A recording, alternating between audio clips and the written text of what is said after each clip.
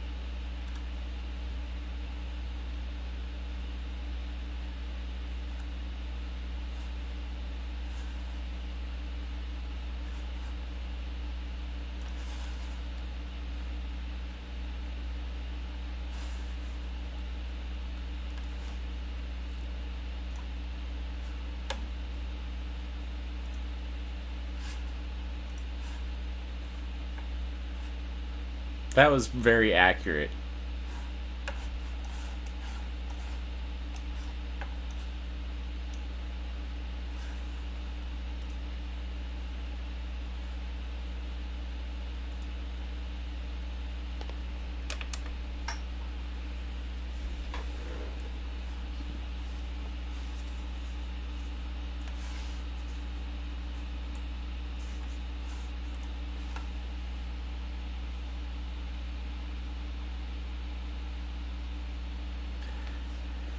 So Mr. Spiffy decided to stay with Niran and Fizzbang and made sure that the windmill burnt down and that the hags did not return. At that point, Niran and Mr. Spiffy are like, we're going to go look for Jabber because he might have gotten himself in trouble. They suggest that you head to the town of Krezk on your own. It's daylight.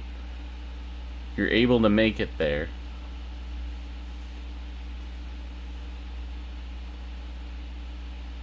That is correct. So, you're able to make it to Krezk, and Krezk has like 15 to 20 foot, like actual like stone walls, guards who are bundled up in like more wintry attire because it is getting closer to like higher elevation. And then they know to expect you as a member of the party, and then they tell you that everybody's over at the Abbey of Saint Markov. Nobody wants to take you up there. They point, it's up a winding road.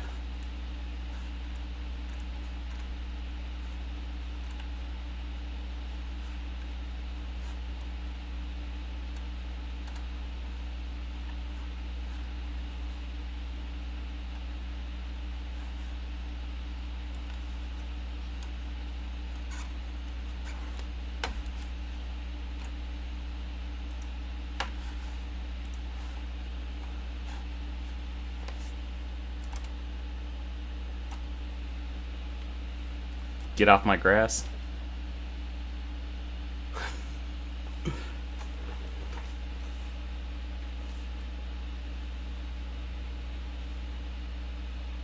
True.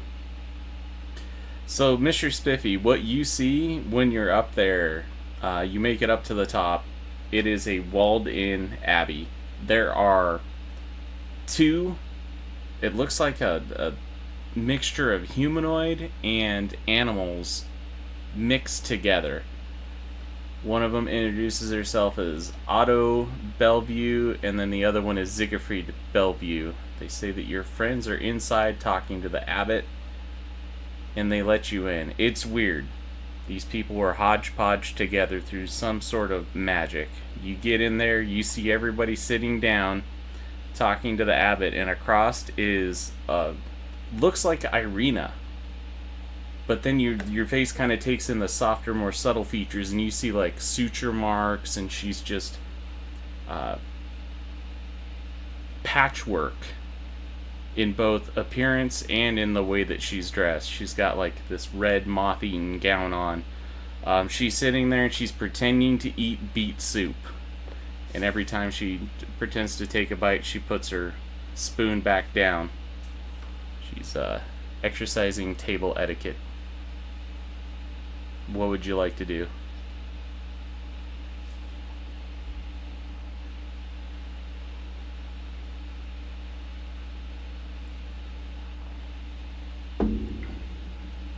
Give me a performance check.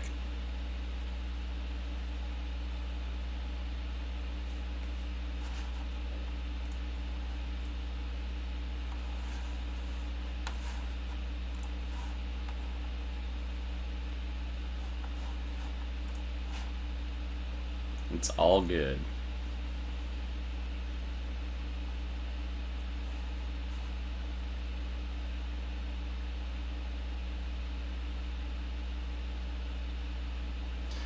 You're good. You hear a couple hooping and hollering as the rest of the abbey, there seems to be like a chorus of irate voices that join you. And then up above, you also hear another stringed instrument, probably a violin or viola, start kind of matching your playing style.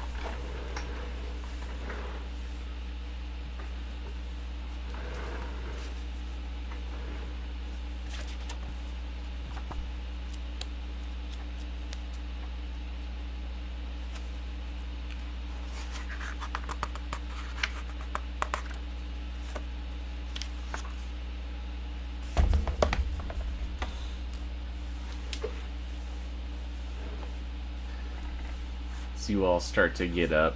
Vasilka stands until everybody exits the rooms. Are you heading out and then through the woods, or you got any more stuff? It's kind of getting a little bit cold, Mr. Spiffy. Everybody else bought cold weather clothes for 10 gold pieces apiece, and it's helping them kind of stave off that chill.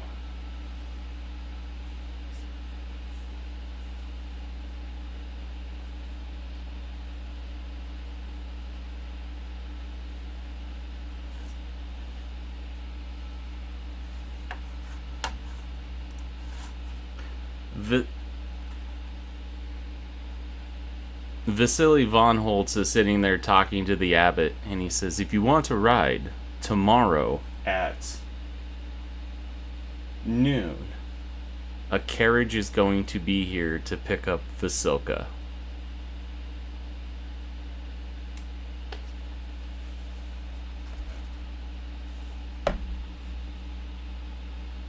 Alright. You guys heading out?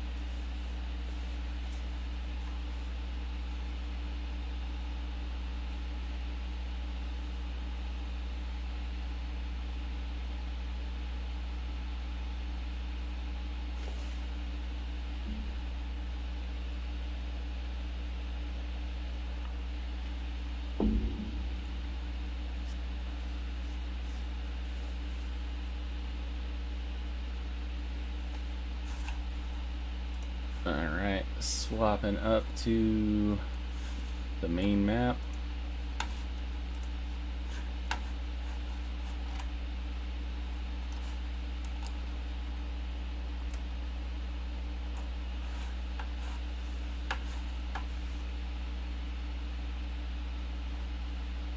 It's about a mile and a half.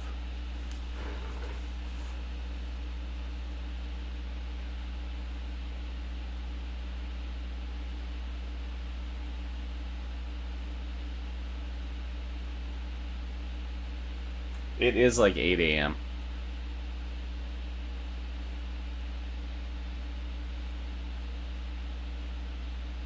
That is also accurate.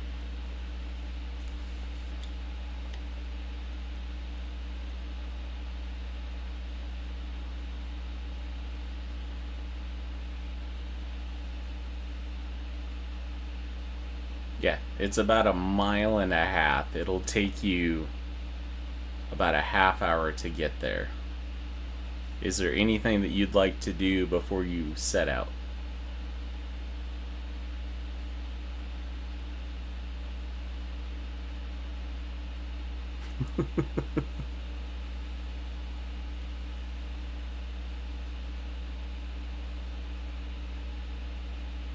Oh yeah, when you go through Kresik, the town of Kresik, everybody's backyard has like family burial plots. All of them have upturned graves. I think you guys ascertained that that's where the abbot was getting his parts.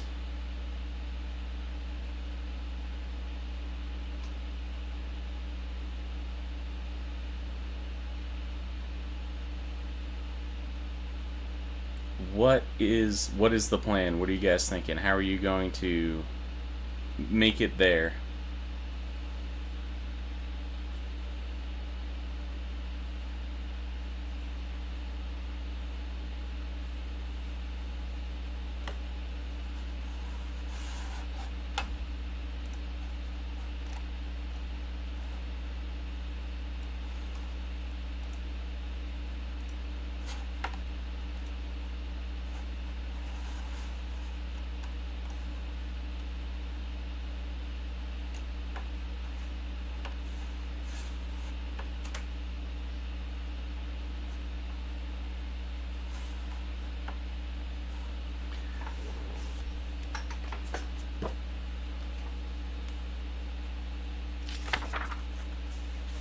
Yeah, absolutely.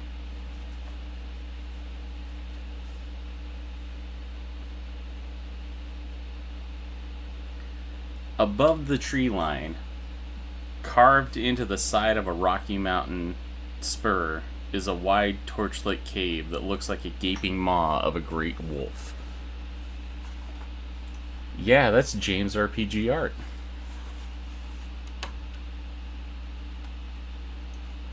Oh, yeah.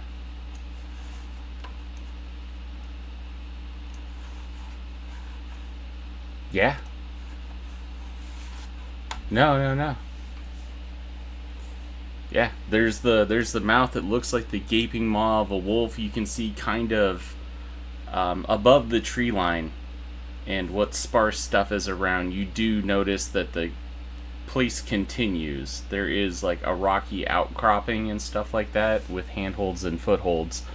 As you strain your ears, you do hear what sounds like two humanoid voices talking to each other. Just mindless talking back and forth.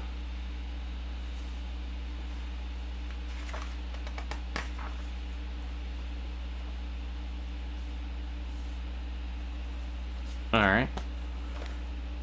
The opening of the wolf's head forms 15-foot high canopy of rocks over the cave mouth. Held up by natural pillars of rock, the ceiling rises to a height of about 20 feet inside the cave. Torches and iron brackets line the walls. From somewhere deep inside, you hear an echoing of sounds. It sounds like a flute. Some of the notes are off, at times painfully so.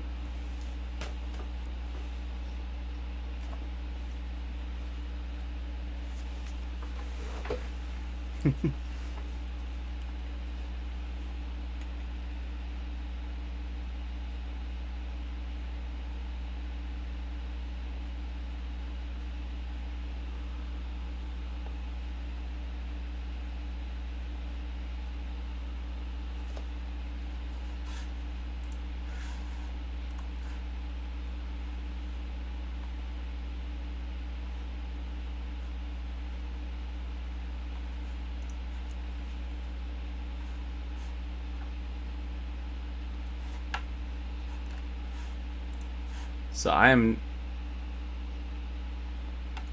not trying to be pedantic about anything, but it's what invisibility is what level?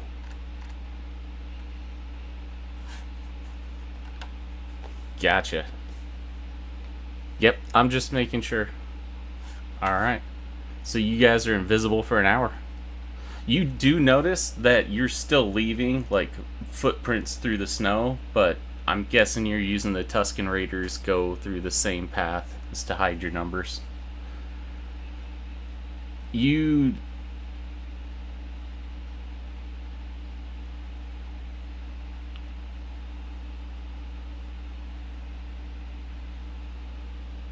all right.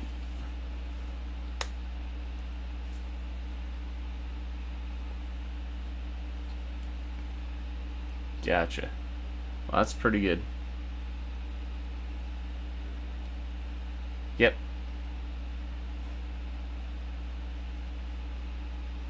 Gotcha. Yep, that's perfectly legit.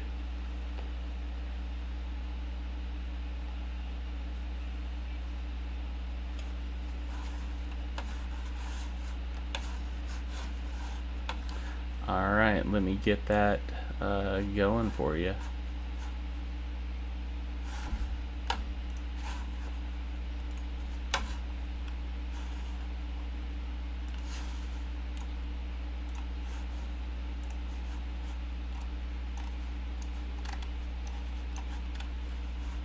Alright, hold on just a second. Let's throw Mr. Spiffy in there. Let's throw our damn Jackules down there.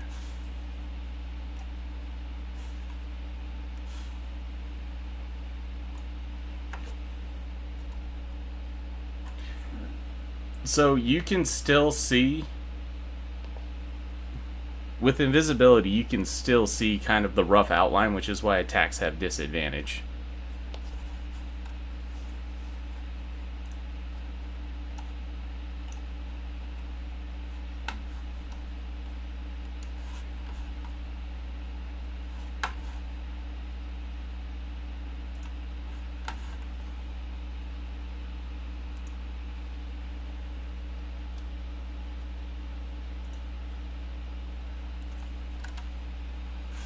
Alright, just a second. I am getting stuff off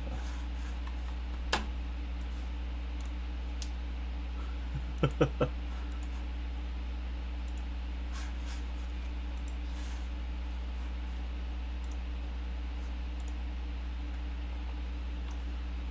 Alright. You guys should have the ability to see where you're at and what's in there. I'm going to give you a little bit of time to kind of look around, specifically like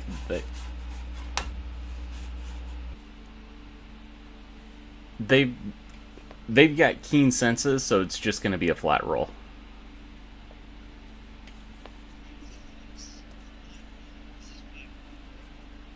Flat roll versus a DC 14 for their passive perception.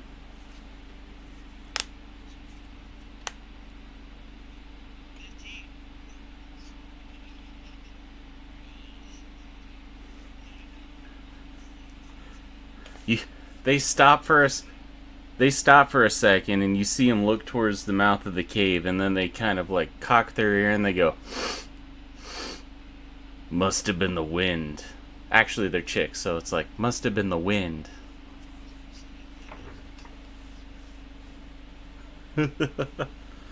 So you do see the two people standing up on this little ledge.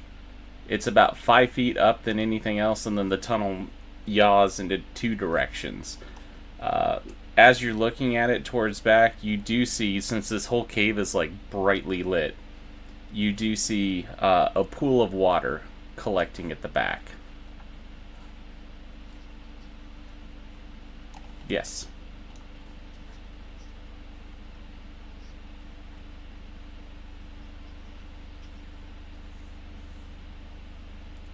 Alright. What's everybody else doing while that's happening? What's Kojin and Dan Jackules doing?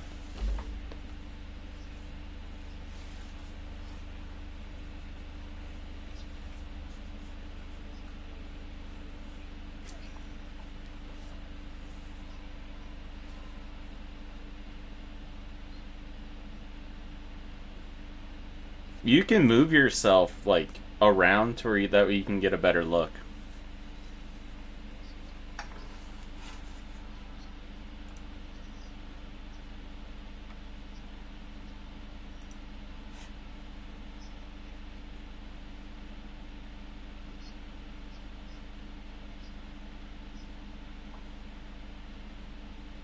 And you're throwing stuff off, trying to ping it to make some noise.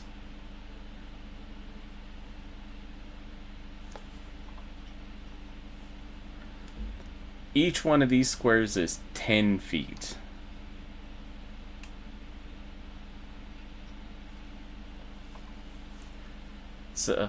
That's like 50 or so feet. I don't think they would hear a coin. Well, they might.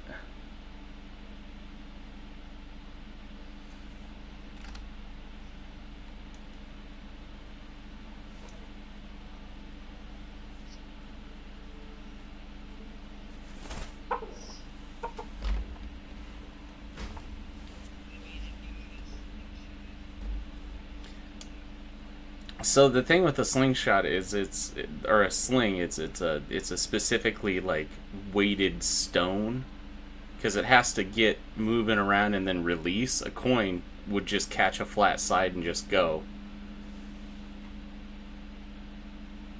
What are you trying to do though? I want to work with you to try to make this stuff happen.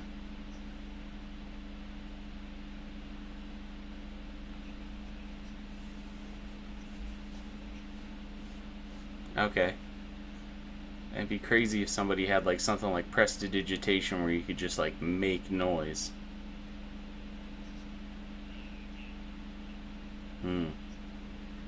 I'll say that you could. You've seen where they're at, so you move stealthily over to that area. A lot of the rockfall has been from pieces of the spur falling away and around.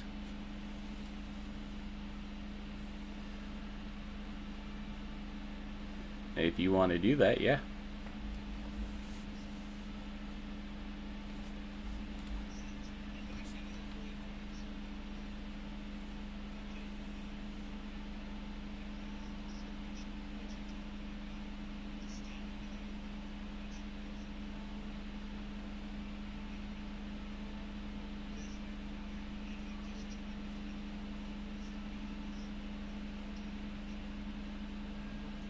I'm not going to be so much into it that I'm like you're attacking the stuff. Like you're creating a distraction. It's very much in the lines of like you're still trying to be invisible.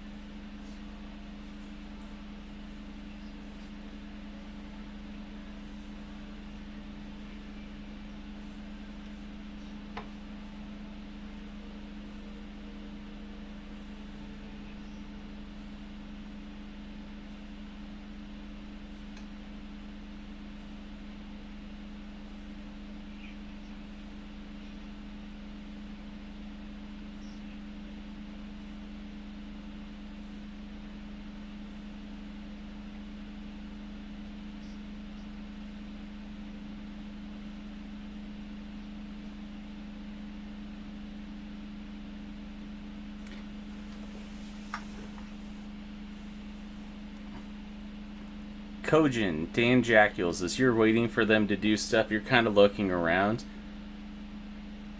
There looks to be the continuation of the mountain past the mouth. It goes up north, or I'm sorry, it goes up probably about another 100 feet, and then it looks like there might be like a landing there.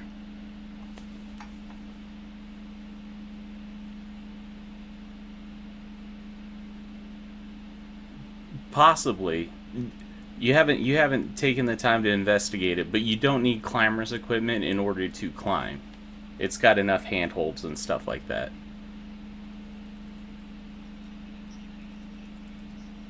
It's 100 feet. You could probably be there in like a round.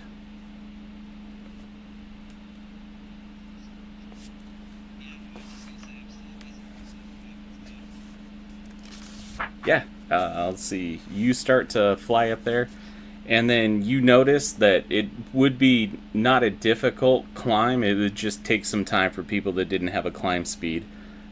There is about a 20-foot diameter ring of stones that dominate the rocky ledge of the mountainside. Within the ring, you see spattered blood and small gnawed bones. Lying on the ground outside of the circles are several spears stained with dried blood.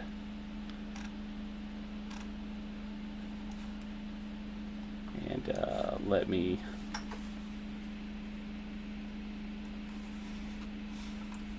Come on.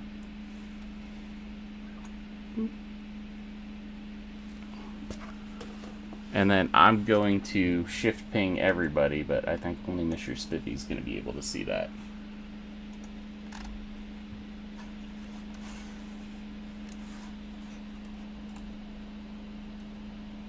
That is what you see.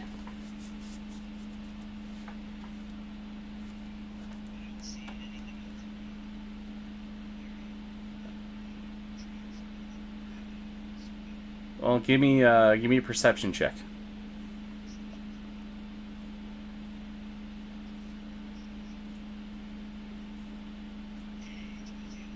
Nice.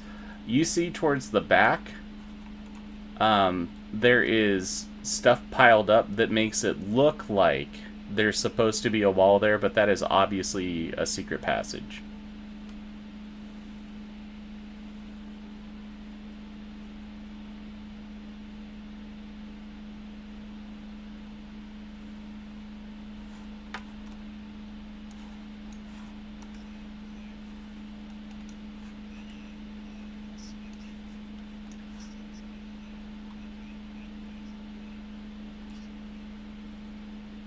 It's a stained piece of canvas that looks like it fits into the grooves.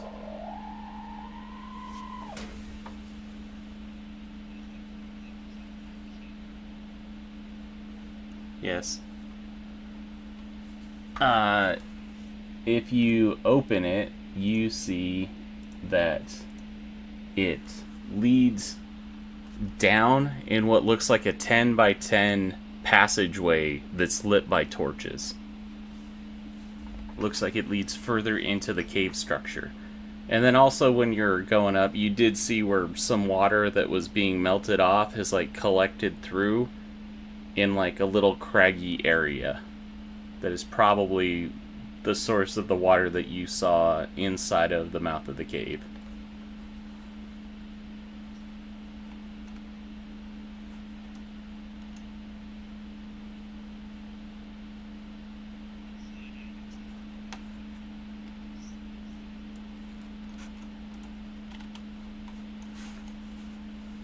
Alright, let me move your token.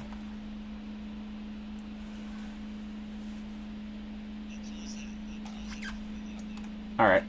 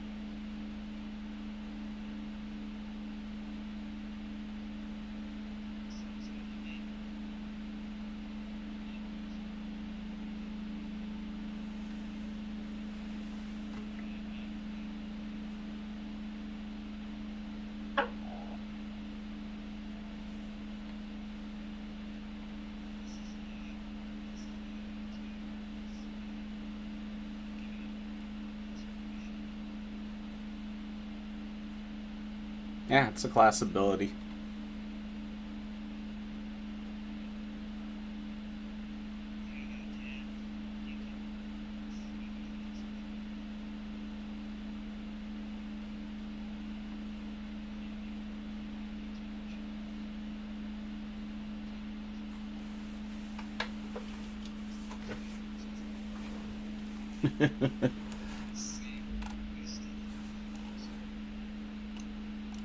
Yeah, you're basically out of the mouth of the cave, far enough away that you're obviously able to have this conversation without having to worry about it. carrying over.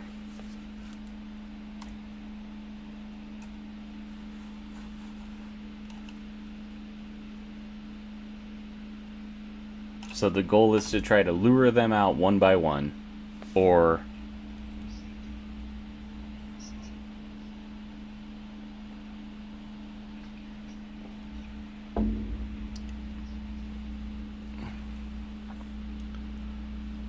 he is, oddly enough, just a little bit taller, probably by about 4 inches, than Adrian is.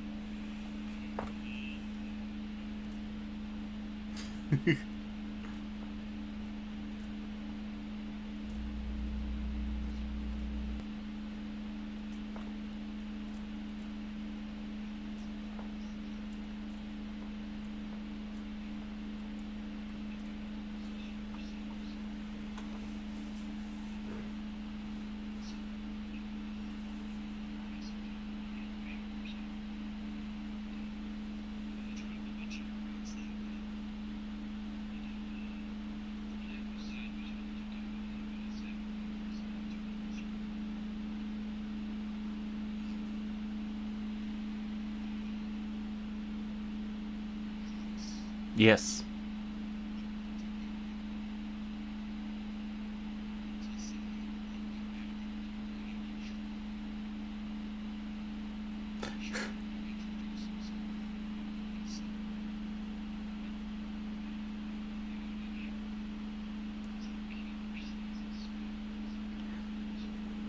Well, what would you think that Strahd would say, besides good evening?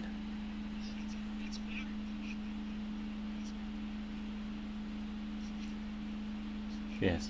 My name is Strahd Bonzarovich. I am the master of this domain. Good evening. Bah.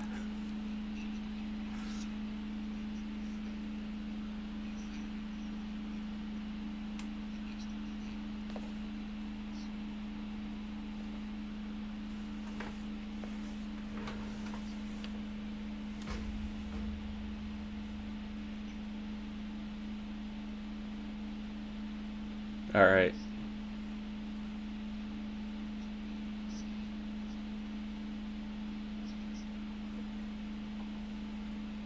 Alright, what's Kojin and Mr. Spiffy doing?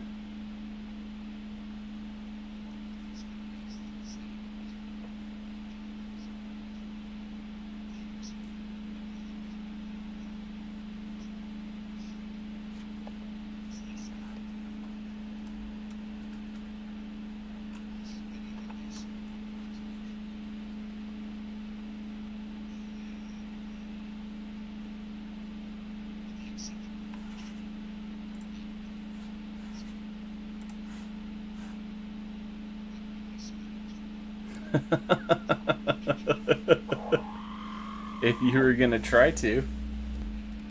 Alright. Adrian starts wiping stuff on you.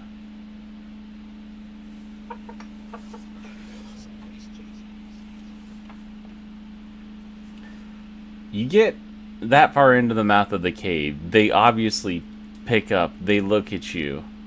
One of them grabs this silver handbell and rings it one time. Sets it back down. Kirill's not here, von Zarovich.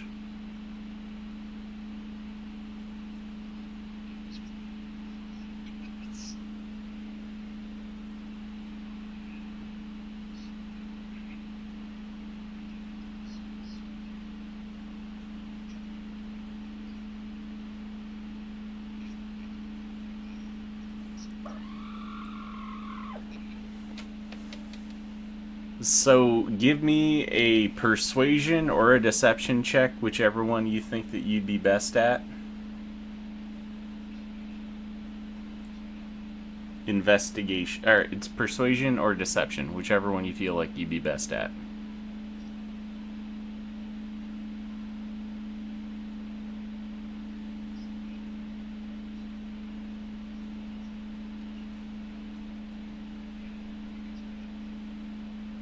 It's a D8.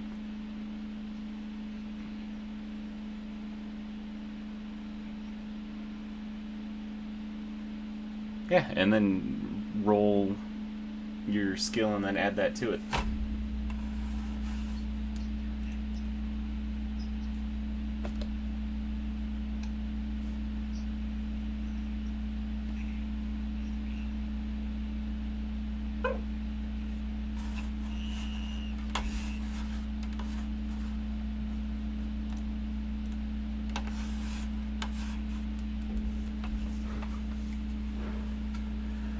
The younger one, I'll go see what he wants.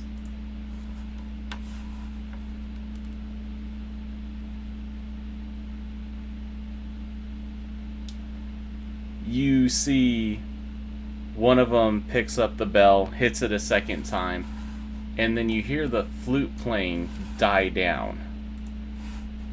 And then you see an older humanoid gentleman start walking that way. And he goes, Strahd von Zodovich. They talk for a little bit, but yeah, they're both gonna follow you as they start getting a little bit closer. In the talking, well, right now Skinnis has it in his hands, as well as a spear. You see a nice set of electrum pipe or pan flute that he's tucked into a pocket stuff. Buddy.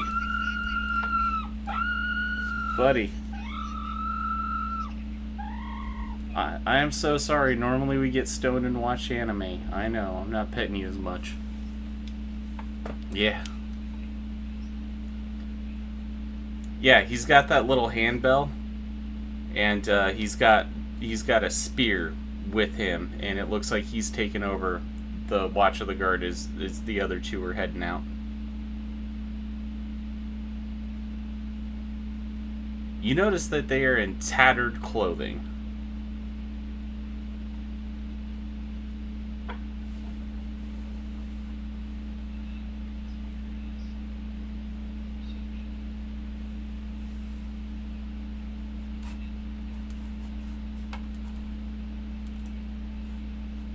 Well, let's take a look at that right now to see what their stealth roll is, to see how well they're seen, because this is gonna make or break. Nice.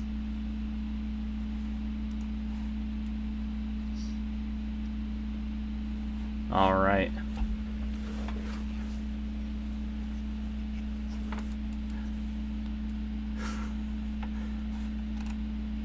Alright, so Devanica and Asniana are standing there, and they look at you, Dan Jacules, who is got the appearance of Strahd, and they say, "What do you want?"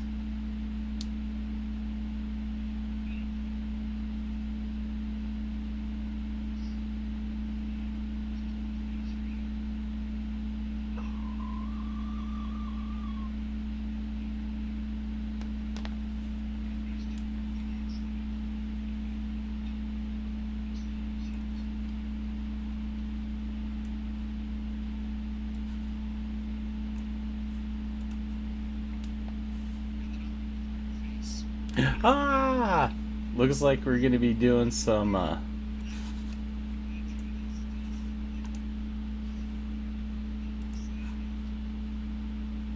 that would mean that you'd have to get close and they would feel you flying.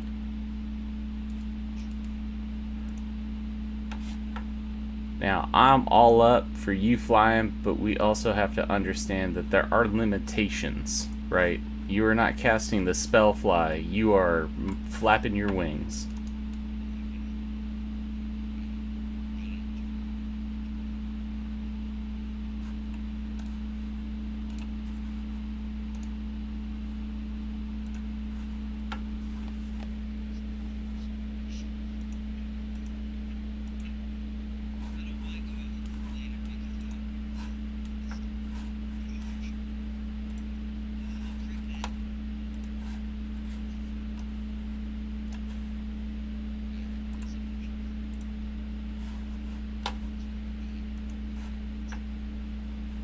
Oh yeah.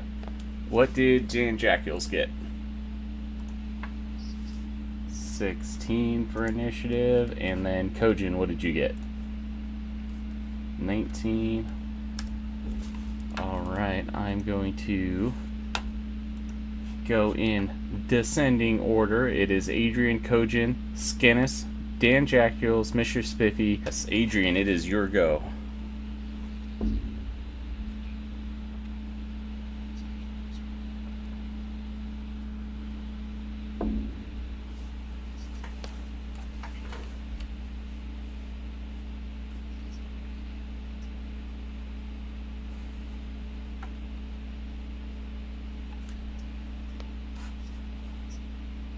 Gotcha.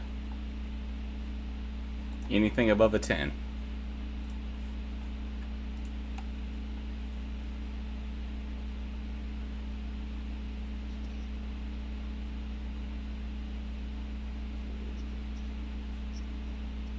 That is.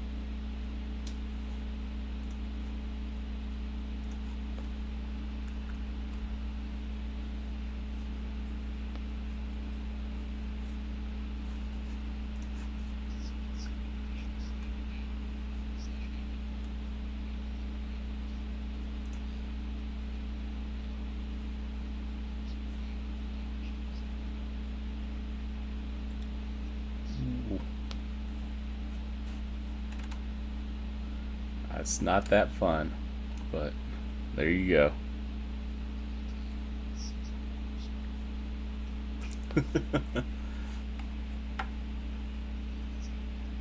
Gotcha. Next up is Kojin.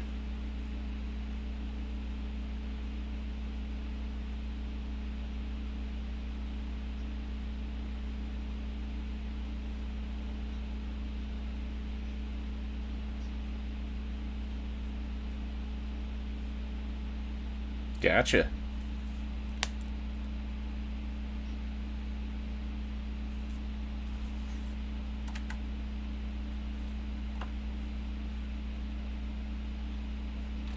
It looks like another individual.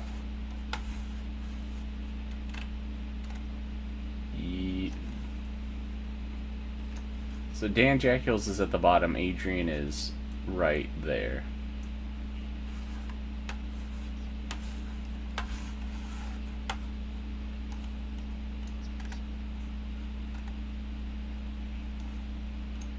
Oh yeah. You've got it on the diagonal.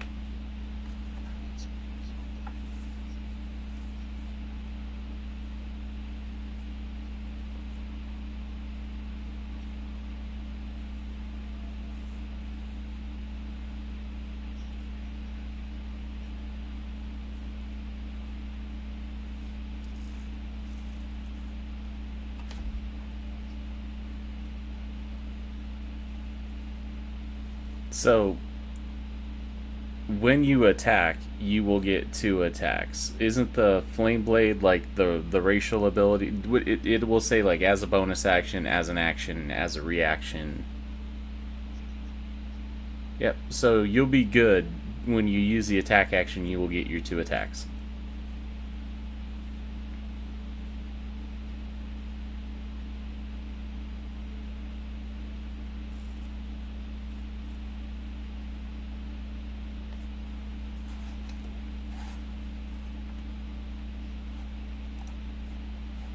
Alright.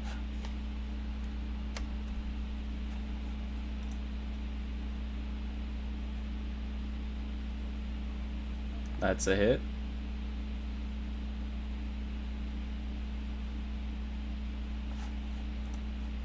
Ooh, that's significantly more. Alright, they are about bloodied. Alright, Skinnis grabs the bell in his hand, and he's, is everything alright? Asiana, Dominica, answer me. And that's his turn. And next is Dan Jackiels.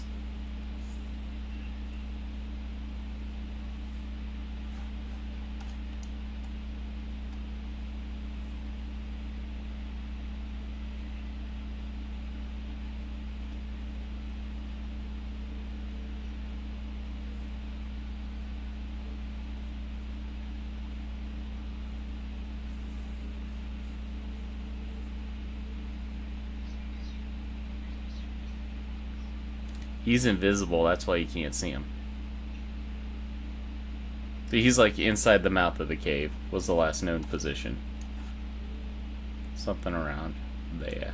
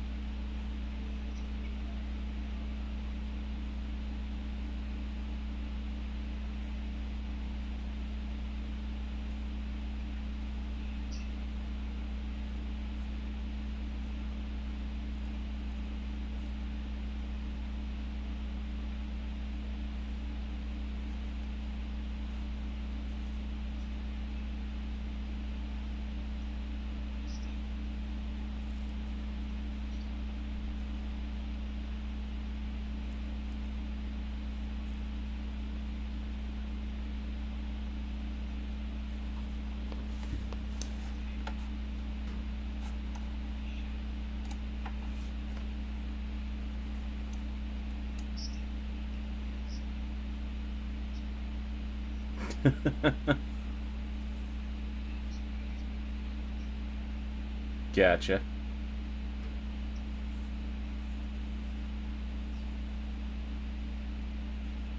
Anything above a 10.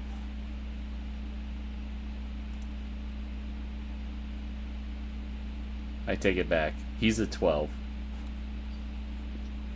Oh yeah, it does.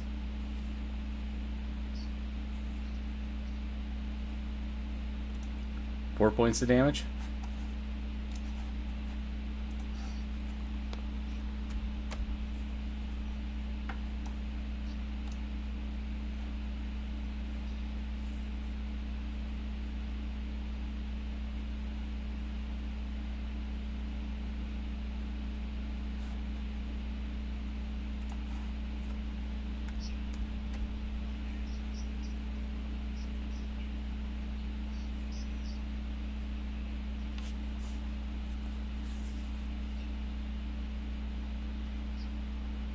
So, on your first turn, you will get an additional attack because of the Dread Ambusher, and then also you should have extra attack because you're level 5. Actually, you're level 6.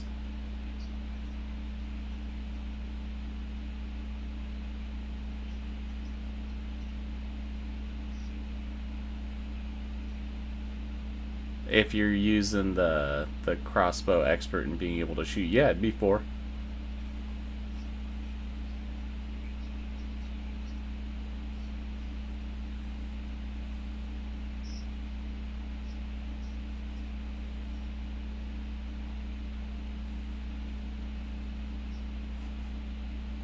That's a hit.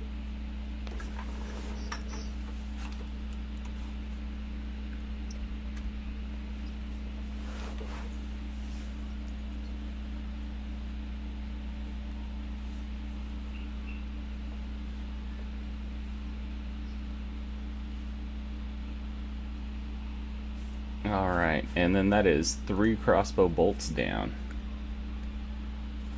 Alright, and as his reaction, he uses his held action to start ringing that bell.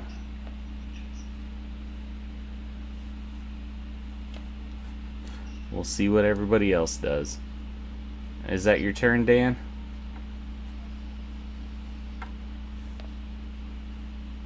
Alright. Next up is Mr. Spiffy.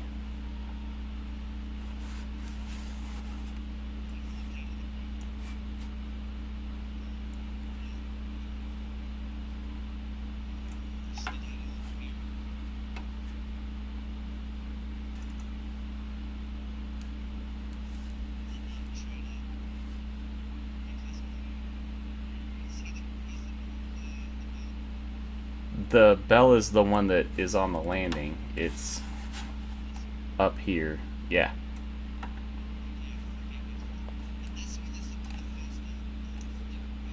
Nope. Also Skinnis. Do you want to put yourself back and change what you're doing? It's still your turn.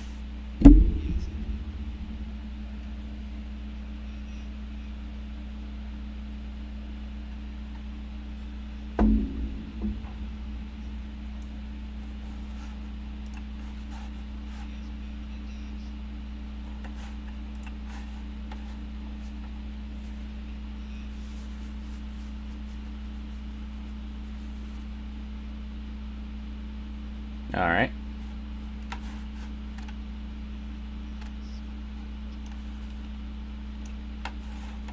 Gotcha.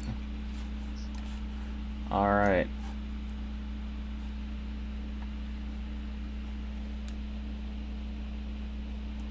She's gonna move into there and then make... That's all good. Make 1 attack against Dan Jacules and 1 attack against Adrian. So, 1 moment.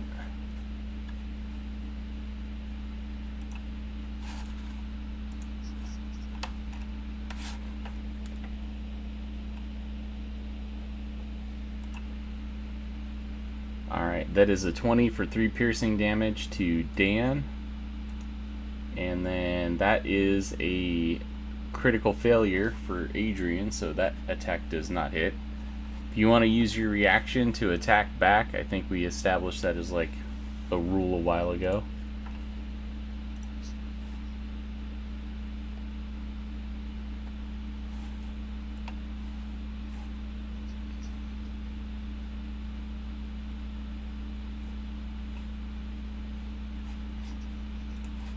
With 9 damage. Oh yeah.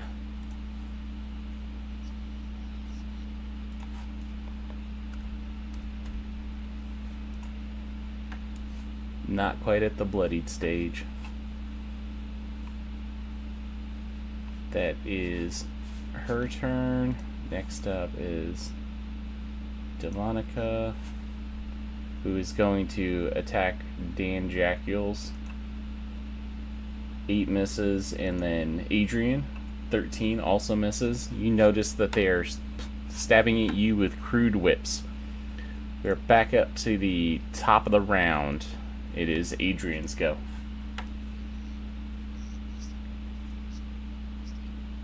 Gotcha.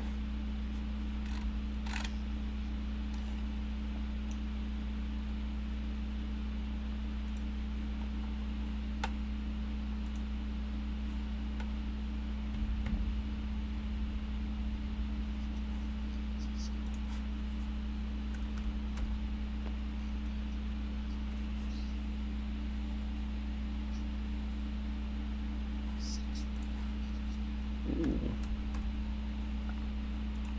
Definitely looking hurt.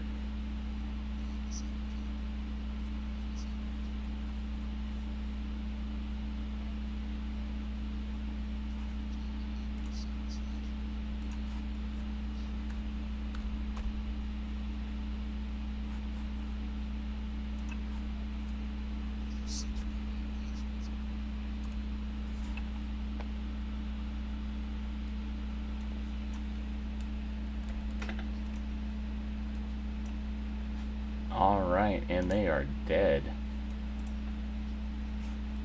Yep.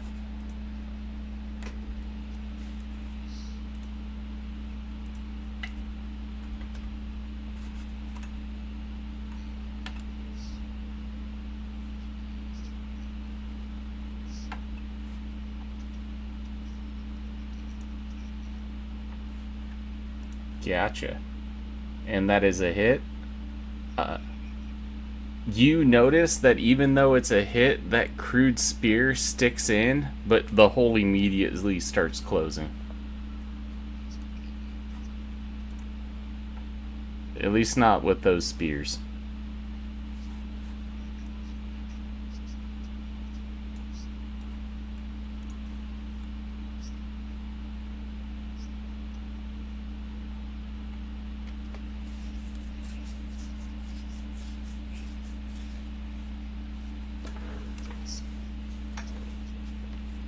It's a good thing. Plus, you now have it 100% that, you know, like, they're werewolves.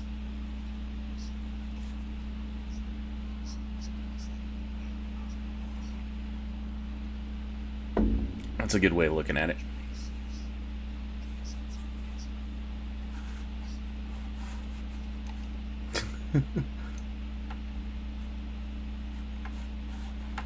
Is that your turn, Adrian, or you got something else?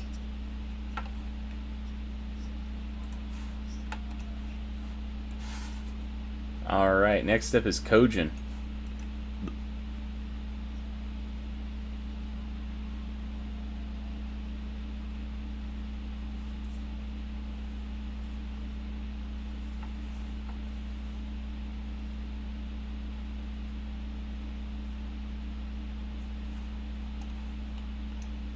Ooh. That is correct.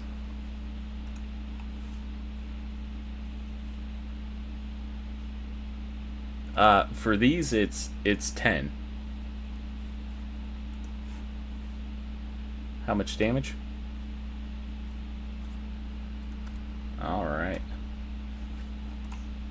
The spear wound is closing, but those other ones that you laid onto it are not. Gotcha.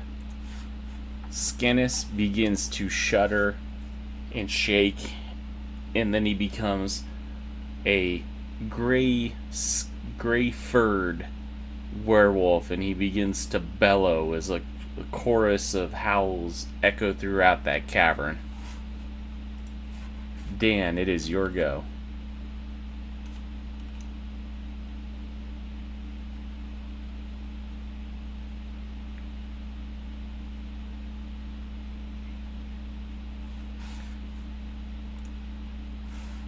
She will take that attack of opportunity. The 6 is not going to do anything.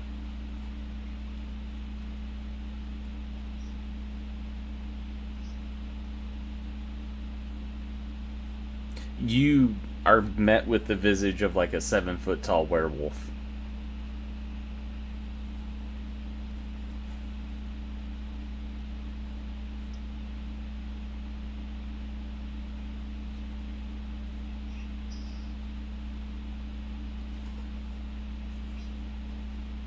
Oh, nice.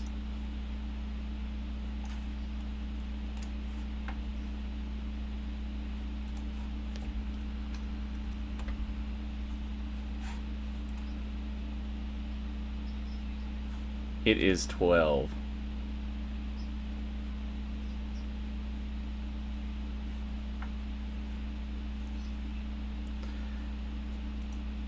Two crossbow bolts slide into Skenis as Skenis starts to just topple over. Didn't seem to be as hardy as the other ones.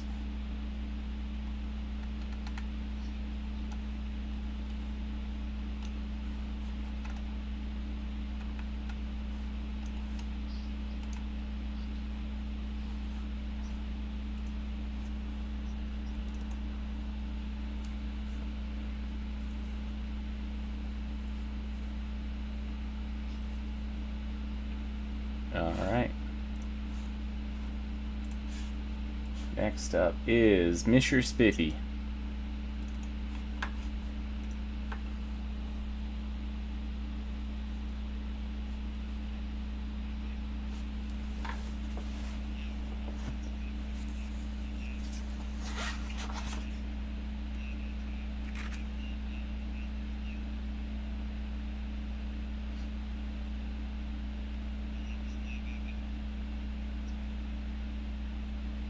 All right.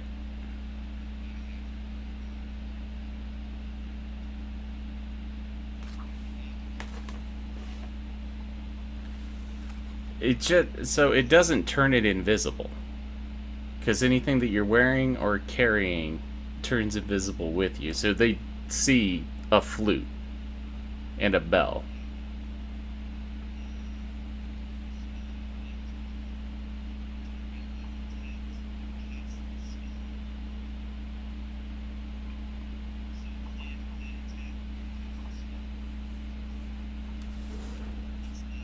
It just doesn't become invisible.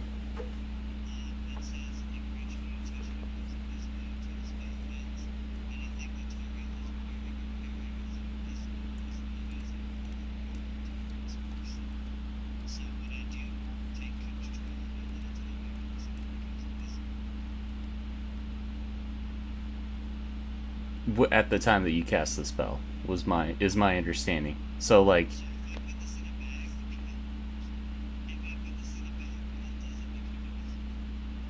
yeah.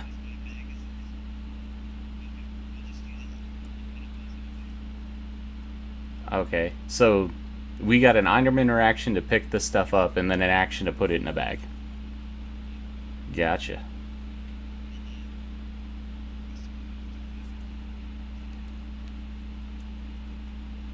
Okay, so you're about at the top because it's 20 feet tall in that area, and then the ledge that you're on is 5 feet. So to go down and up.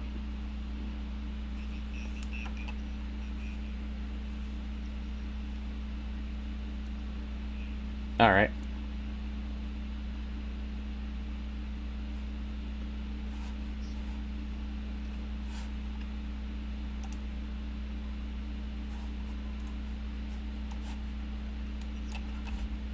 Gotcha.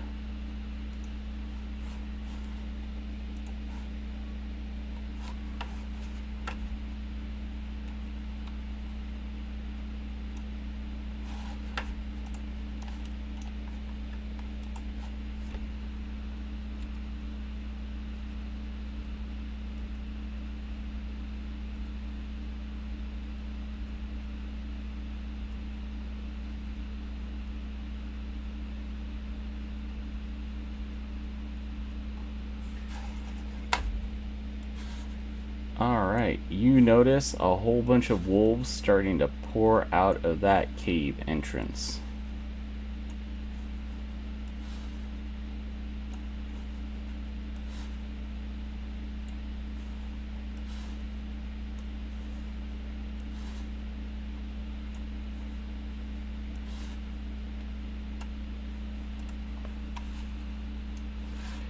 That is their turns. Alright, that one's dead. This one, not looking good. Going to attack at Adrian twice. Misses both times with your AC of 16. That is her turn. It is your go.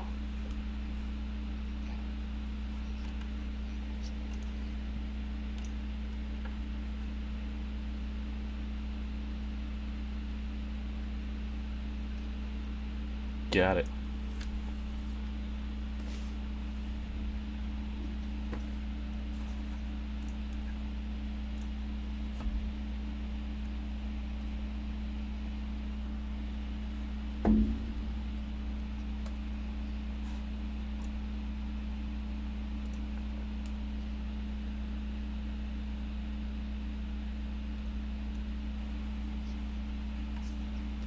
And that is another dead werewolf.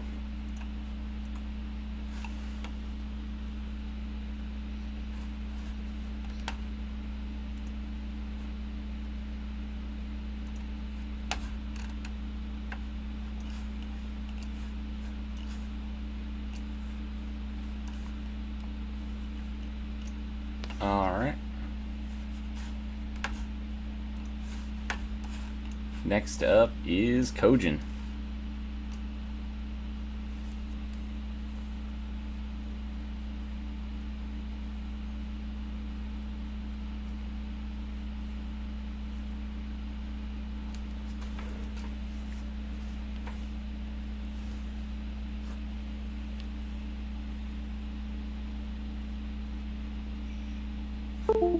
Wasn't this kind of what we were trying to open?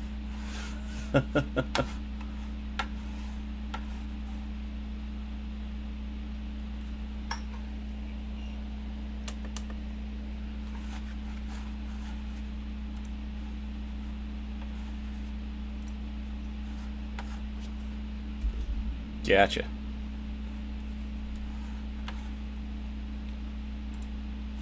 Alright, next up is Dan Jackules, who sees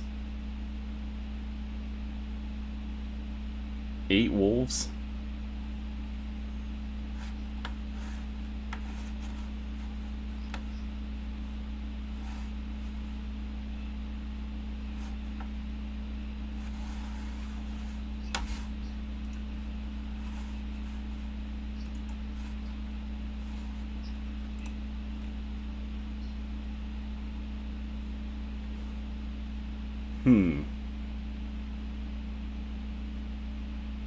Sure.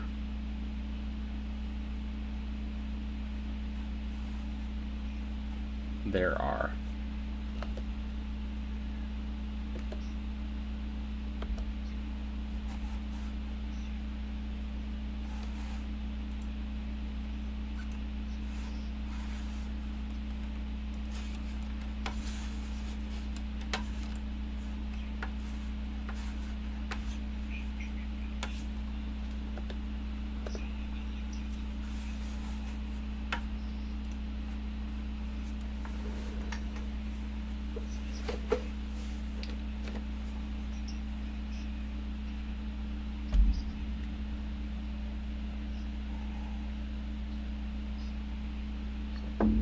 Alright, go ahead and make an attack roll. It's going to be a 18 in order to hit it to do damage.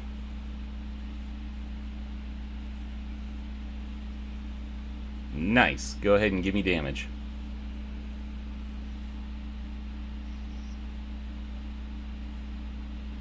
Alright, a portion of it starts to crack a little bit more, but that's definitely not enough to do too much damage.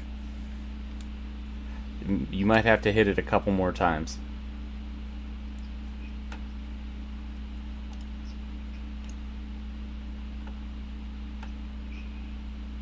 Alright, 20, that's a hit. Alright.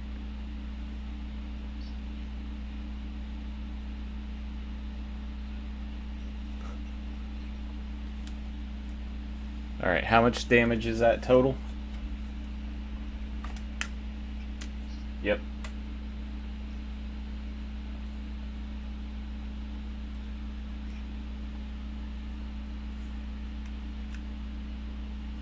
I think it's like a total of 15.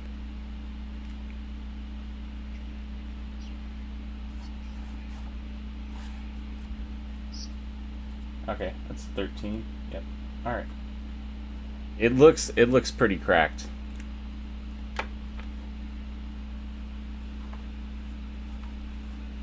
Also, those crossbow bolts are unrecoverable.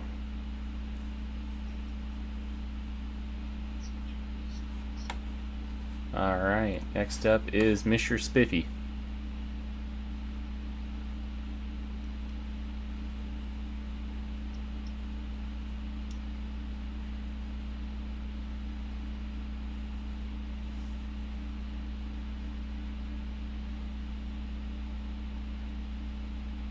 Is that it?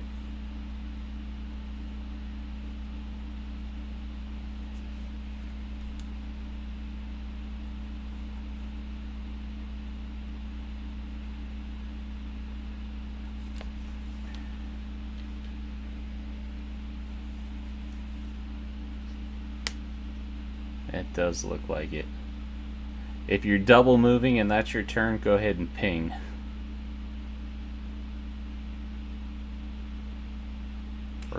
Or throw something in chat.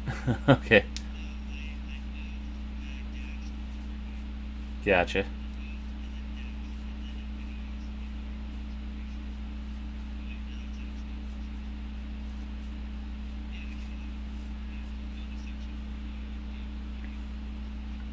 It's Adrian.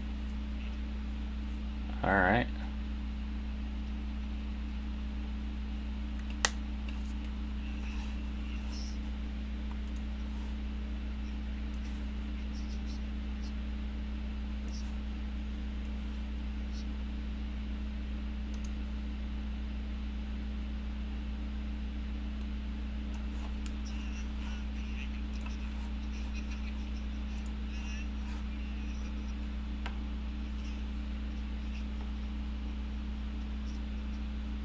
Is that your turn? Alright.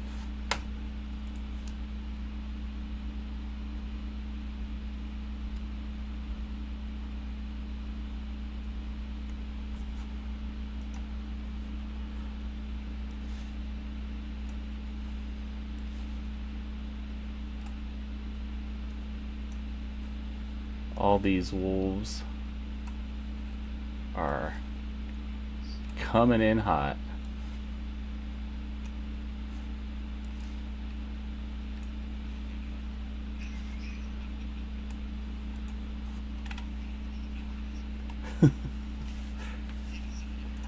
You know Strahd. Exactly. Alright. We got 3 going to Dan and 3 going to Kojin. Alright, so that is going to be a 17 on a bite for Dan for 7 piercing. And then give me a DC 11 strength check.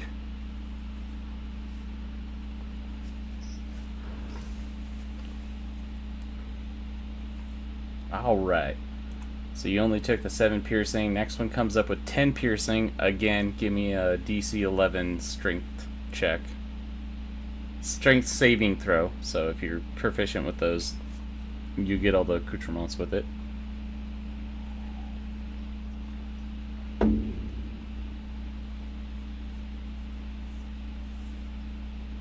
Yep. Nice.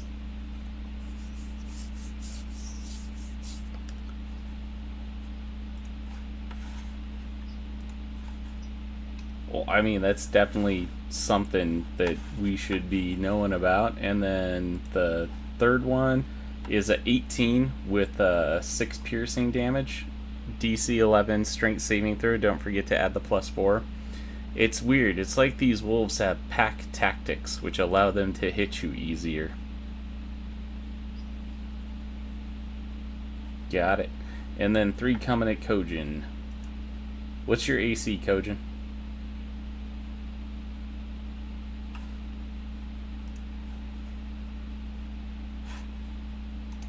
Let me take a look really quick.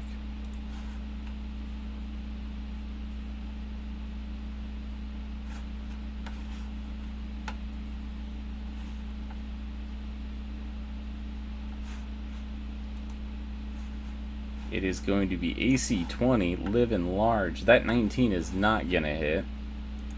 Next one coming up is not going to hit, and then the third one is not going to hit. They are clawing and scraping all over your armor. Next up is Adrian.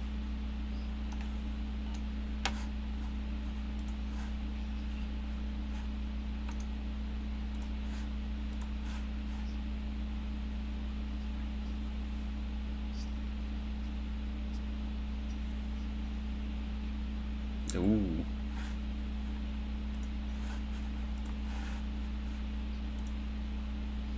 Armor class is 13. That's a hit.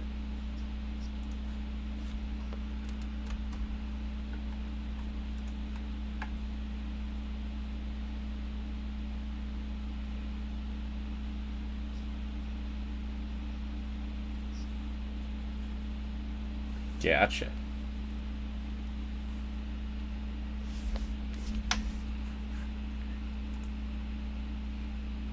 "13 hits. Yeah, meets it, beats it.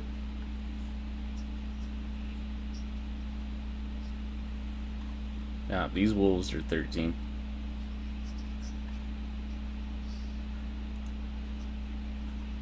Plus death. You fucking slice it into.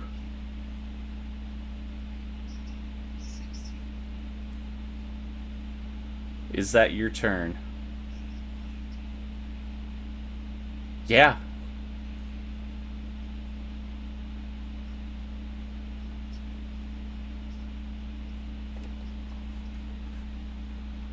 Alright.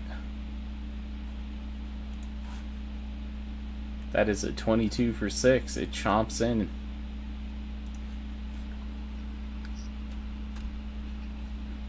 Oh yeah, it would.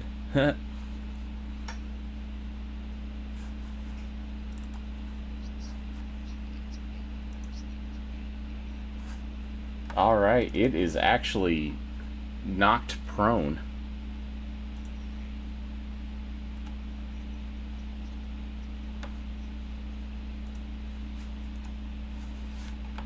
Alright, next up is Kojin, who is surrounded by wolves.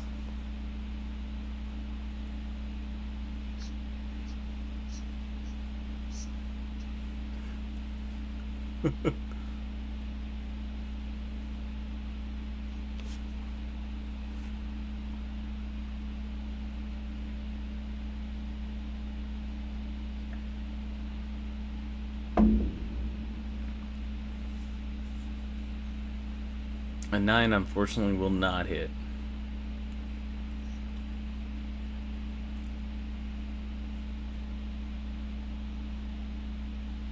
$14 hits. It's anything above a 13. Which one are you going for? Gotcha. Ooh. It is barely up. Shaken, but barely up. Gotcha. Next up is Mr. Dan Jackules, who just got bit by a bunch of wolves.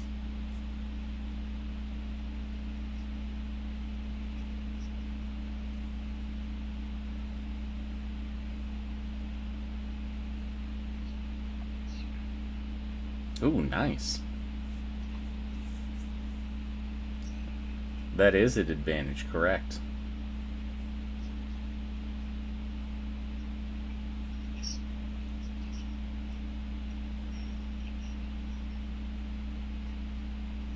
Oh, you'd be surprised.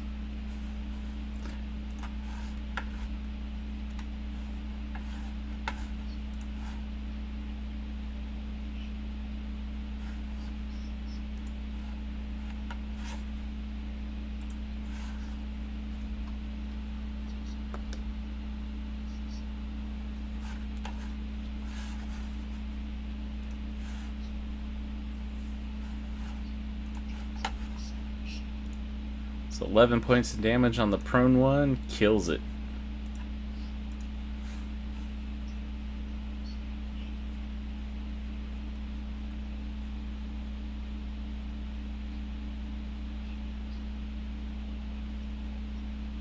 Alright, that will unfortunately be at disadvantage with the being in melee. Oh wait, nope, you got crossbow expert. Yep, you're right.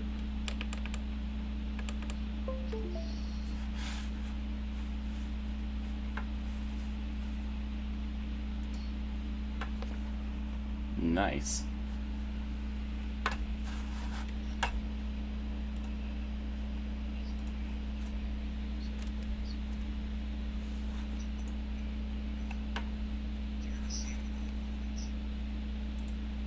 There is a lot.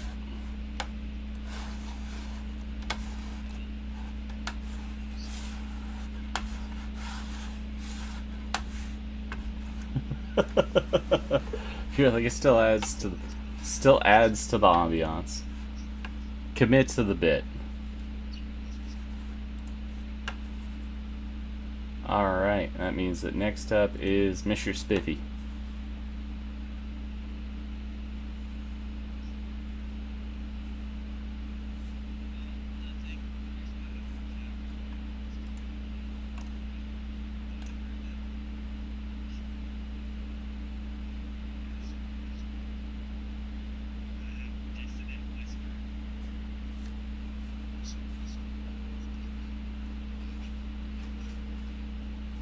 That is correct. One wolf did bite the other wolf.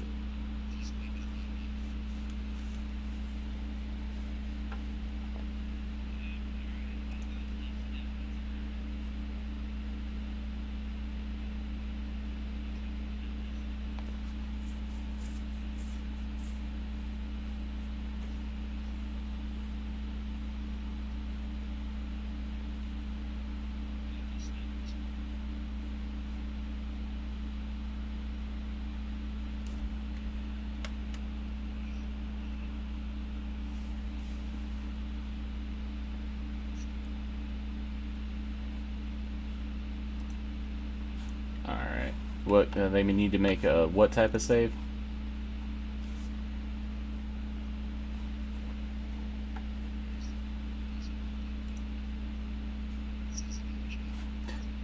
Failed. 9 points. Got it.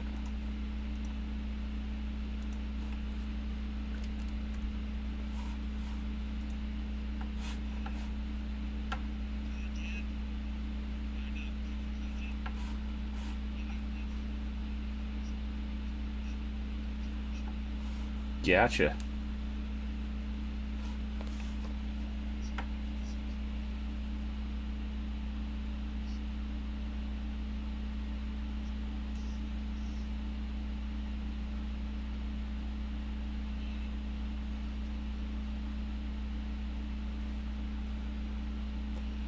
Is your thrall only for that round, or does it still stay up?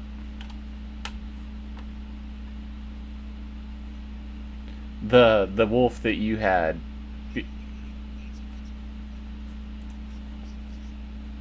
Got it. Okay. And I gotta add these back to the turn order. I accidentally deleted the wrong one. Is that the end of your turn, Mr. Spiffy? Alright. Now it's the wolves go. Yeah, that would be good. I just need to clean everything up. Alright. I appreciate it. I got one coming at a bite for Adrian. That is going to be an 18. That is going to be 4 piercing damage. And then I need that DC 11. I think you're still within Kojin's range. So that's good.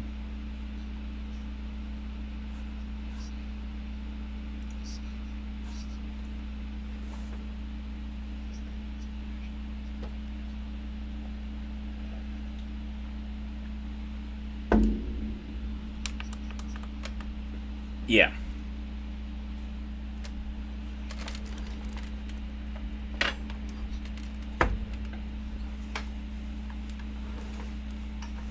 Alright, that's good. And then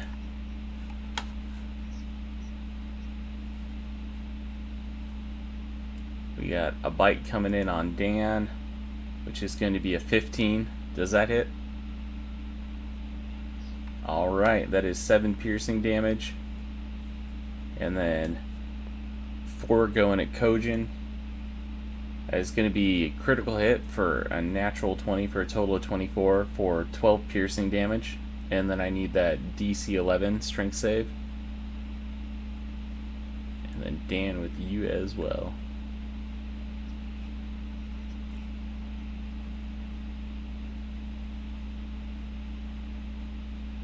And then you also get the +4 for yourself, because you're in your own aura.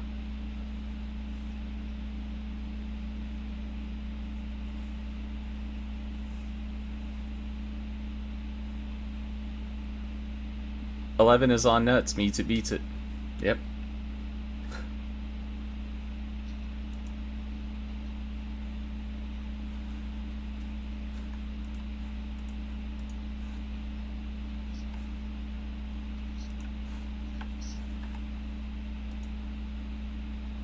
The next one is 22. Yep. And then another one hits you for 7 piercing damage, and I need you to make that DC 11 as well. And then the last one coming up is going to be another critical. These pack tactics, man, for a total of 9 piercing. And that is all of their turns.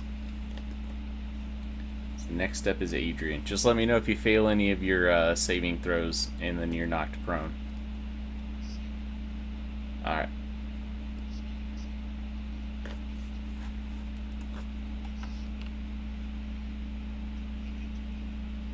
You're an ally.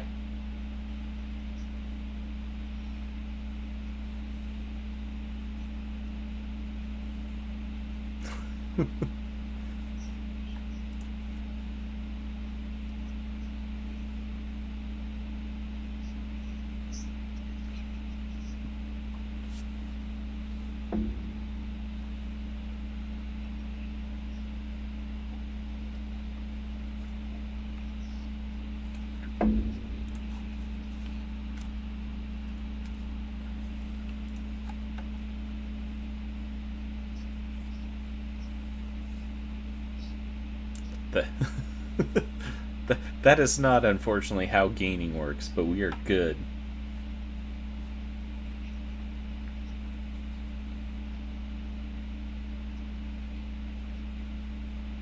Oh, cool. Yeah, I see your stuff going back and forth.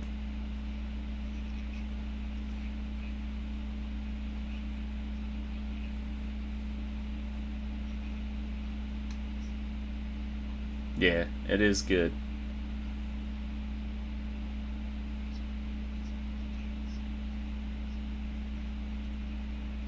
Yep.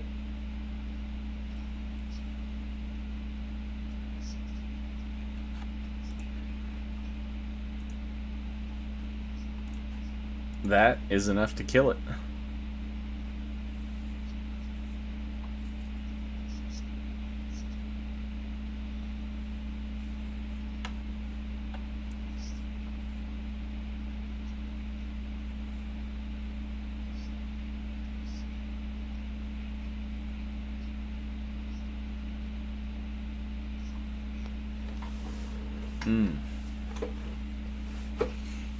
I'm pretty sure it would be very hurt if it understood. Alright, Kojin, it is your go, then Dan, then Mr. Spiffy, then the Wolves.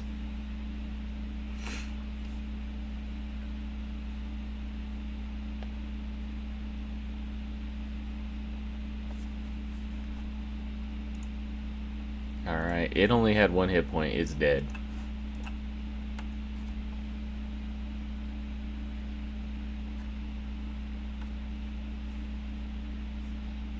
Gotcha. Alright, and I'm pretty sure with your strength modifier you're going to do more than 2. Kills that one, so Kojin's just coming in. Slash! Slash! Wolves are falling left and left. Alright. Dan Jackules, it is your turn. I see like 3 wolves right in front of you.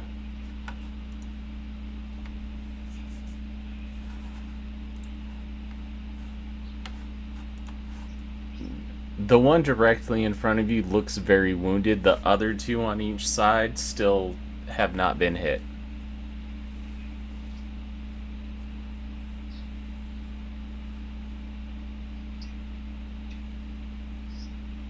The one in the center? Oh, nice.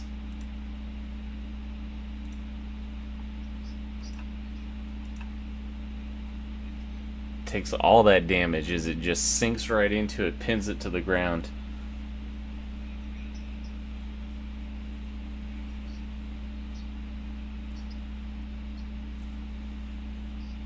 That is correct.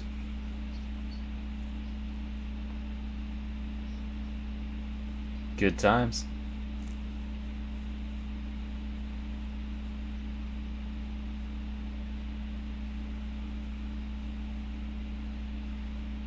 So, little clarification on temporary hit points. They do not stack.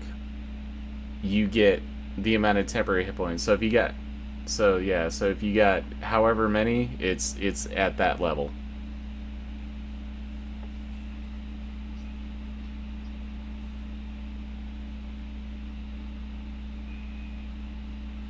Gotcha. He does have that, like, very spearable face. He is a bad doggo. It is a 13, I believe. Yep, 13.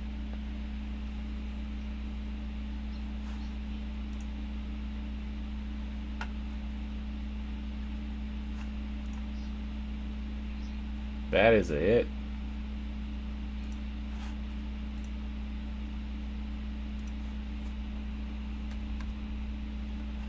Alright.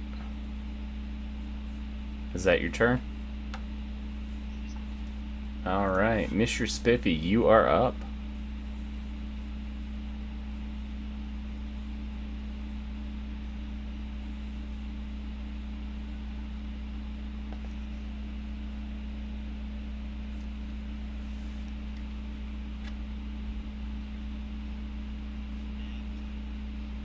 Gotcha. Ooh, that's some big come-ups.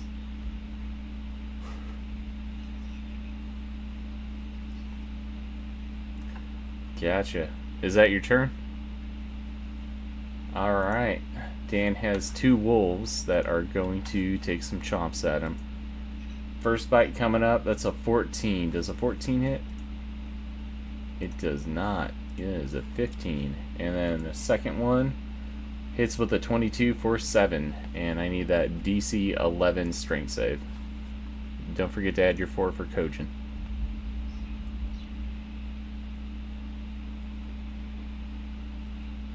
Got it. You are good.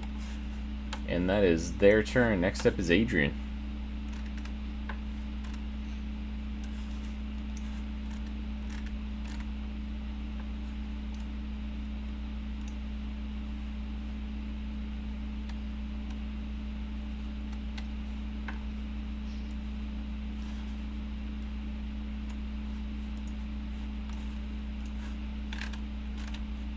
Alright.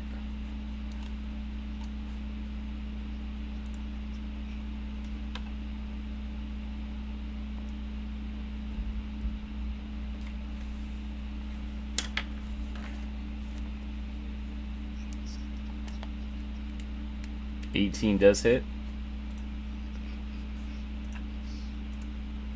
It is dead. Yep.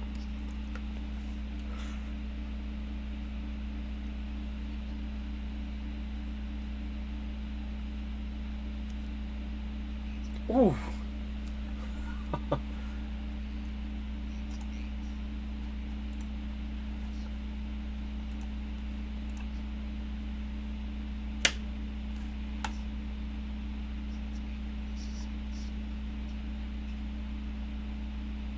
Last, surviving wolf. How do you want to do it?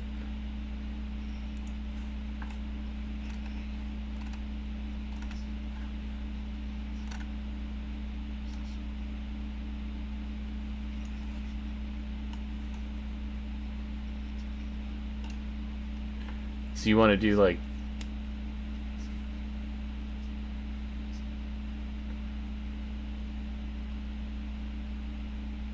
give me an animal handling check.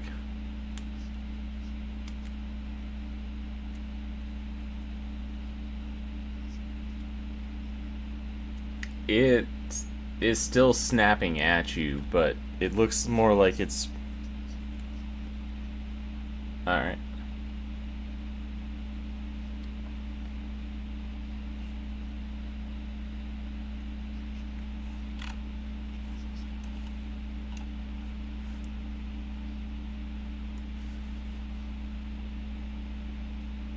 I'll say you tossed it right there.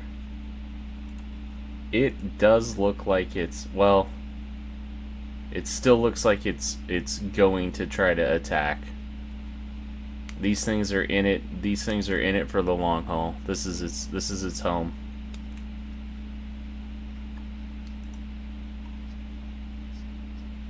Gotcha. That works just as well. Seeing as how these wolves can't be reasoned with.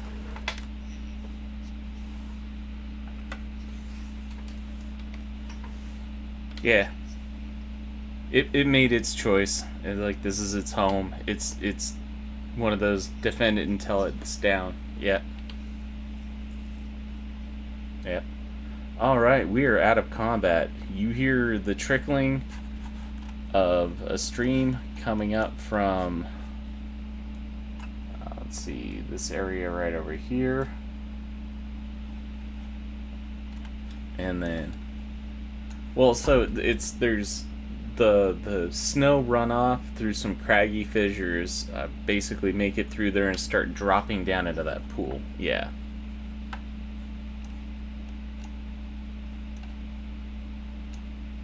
Let's see. Mr. Spiffy has that electrum flute.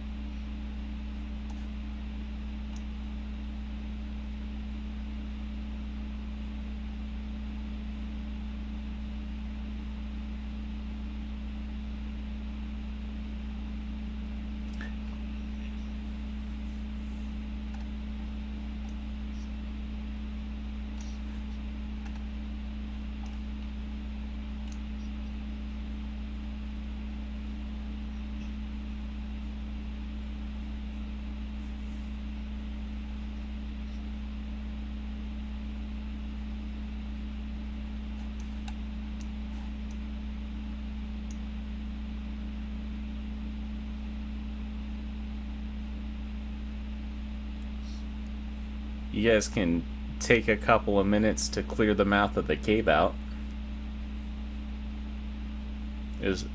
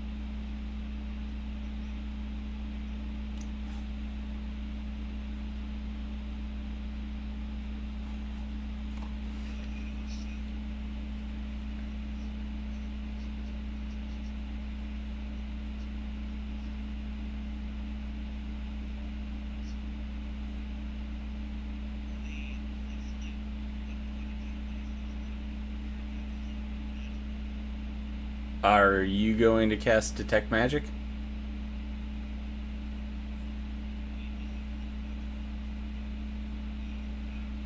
It's Electrum. You don't see too many flutes made out of Electrum, so it's basically like half a gold piece worth of it. It looks expensive. Quick little appraisal, you would think that it would probably run for about 250 gold pieces. You've seen instruments that are comparable to that. And you also find a pouch on Skinnis containing 450 gold piece gemstones.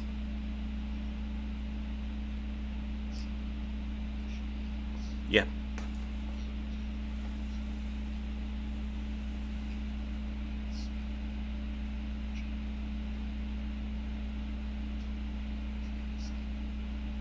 If you guys take the time to like do that, but so far you've been going pretty good in Barovia. But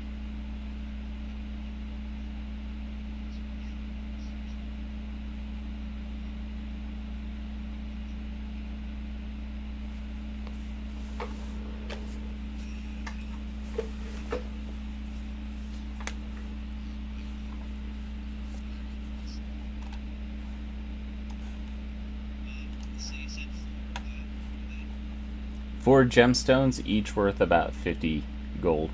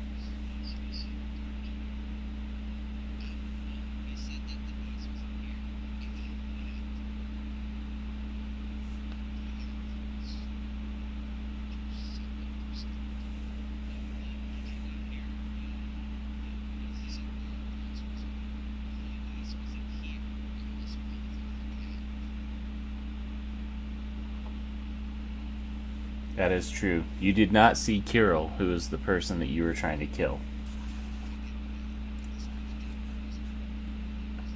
It does. You see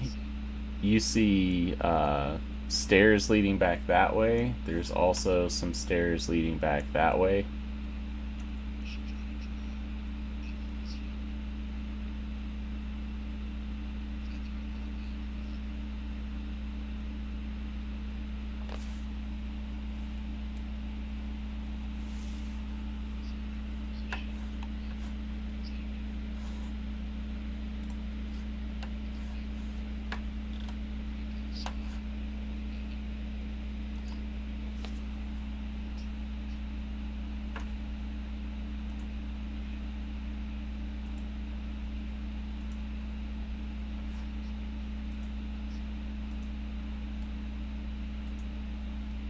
Here you go. I'll start taking this stuff off so that way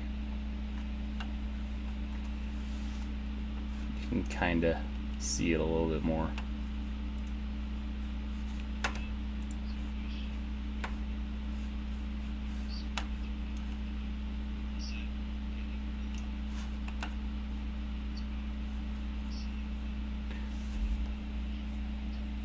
So you can get half of the bolts that you shot back rounded up. Just the 3 that you put into the ceiling are like wedged in there. Yep.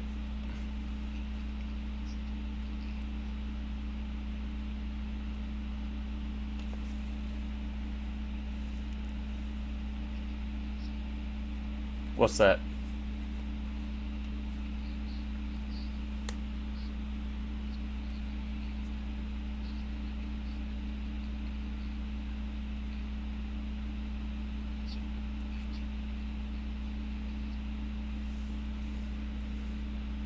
I appreciate that. You are noticing at the back part of the pool where it settled, you do see crates up there. Everything is lit by torches.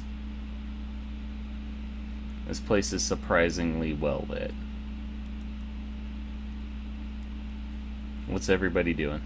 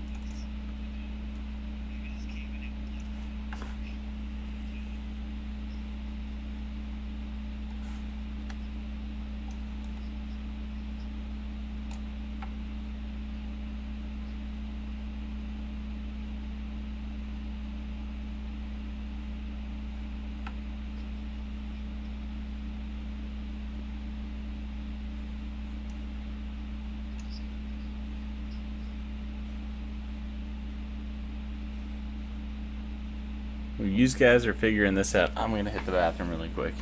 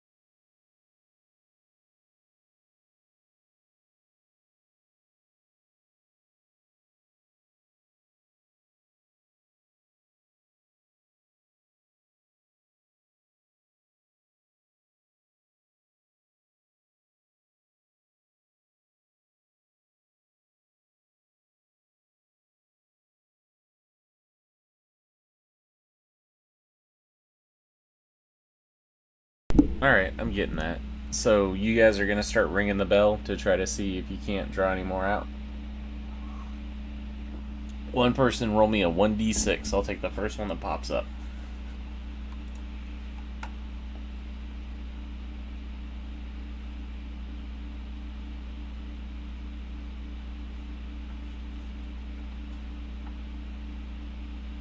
I just need one person.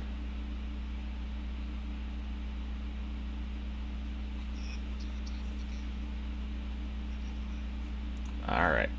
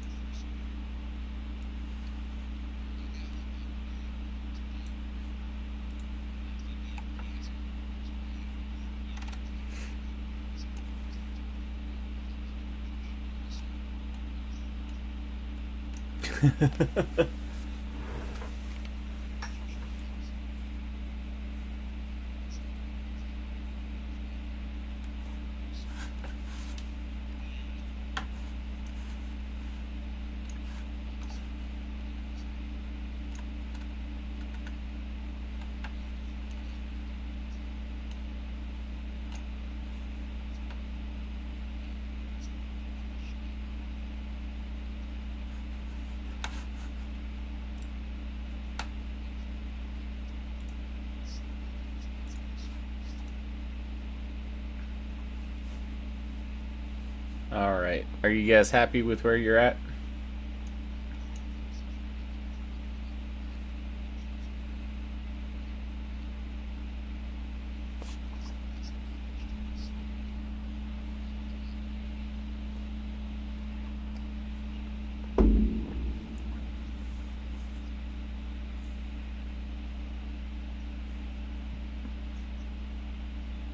You've got about half of it left.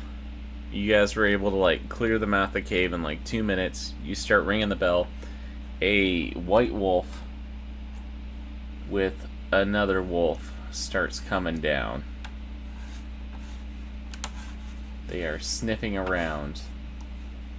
The one that is in white looks like it has more purposeful and direct movements, as it is now cautiously approaching the landing where the other two were not.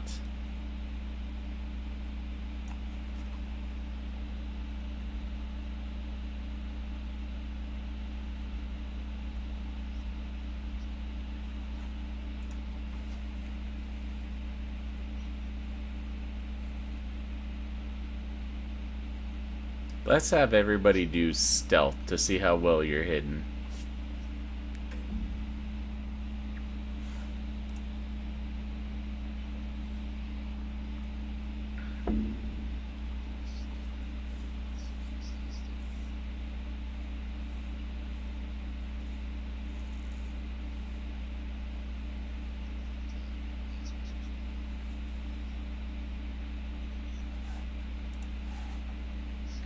As they come out,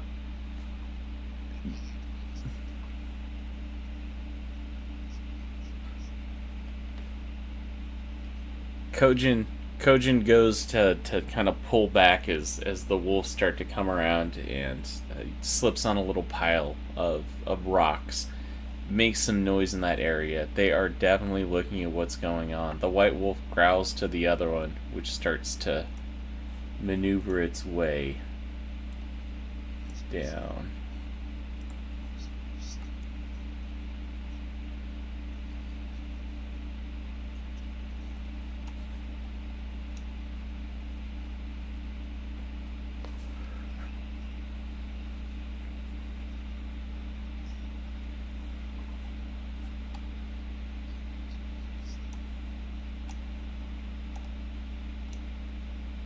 Step out and make yourself known.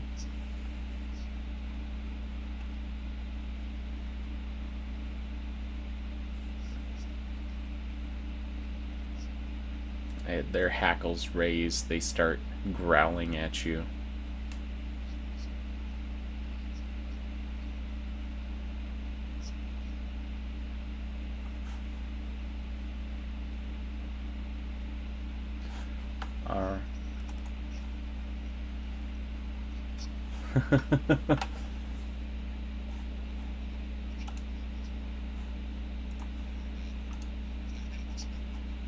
Nah, I say what we're doing right now is some initiative.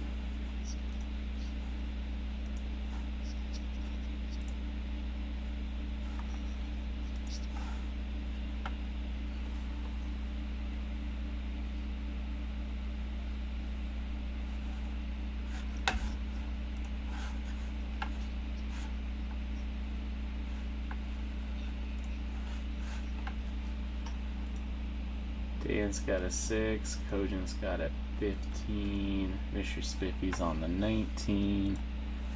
Let's look at descending, and Adrian is first.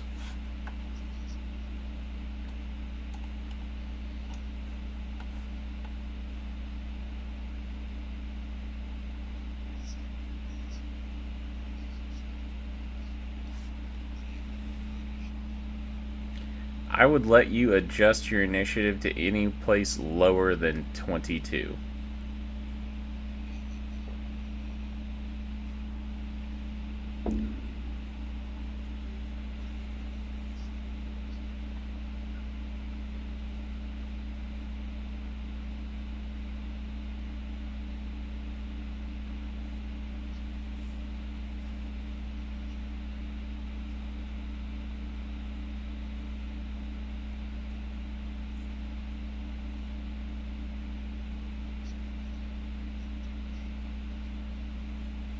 Alright.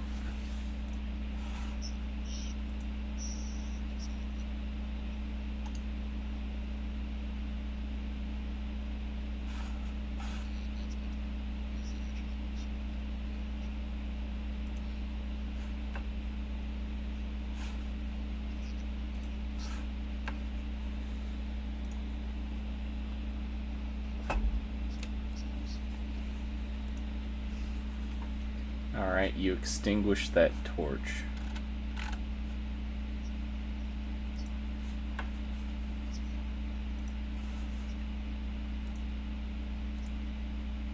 Alright. Oh, hold up, let me...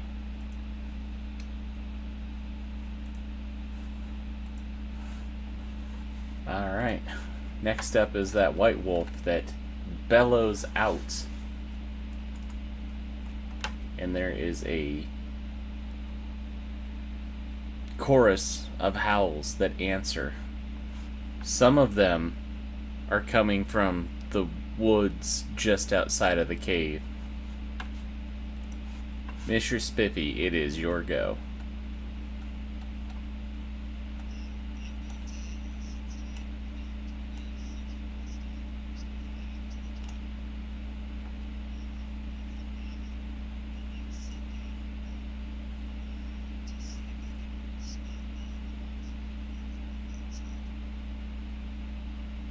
Okay, you head out, you head up to where the top part of the jaw is. You do see wolves, probably about a quarter of a mile out, all quickly moving through the underbrush. You can't get an accurate look, but you would say that there is at least as much as, well, you weren't there for the scouting party, but there's more than a handful.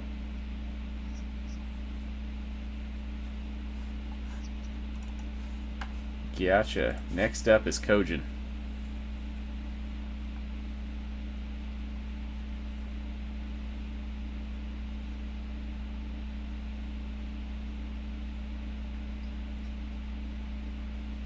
Got it. Next up is Wolf.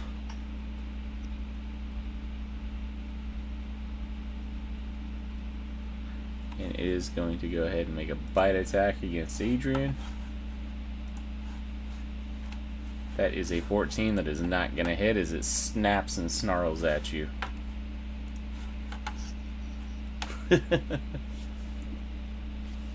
Next up is Dan.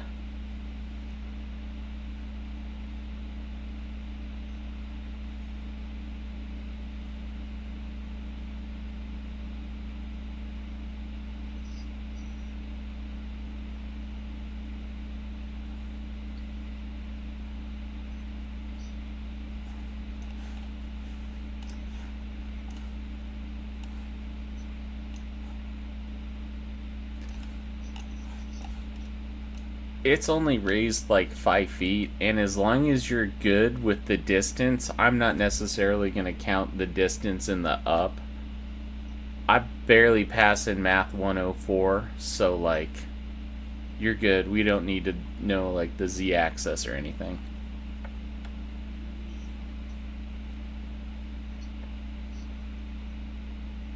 Gotcha. Alright. That is all hits.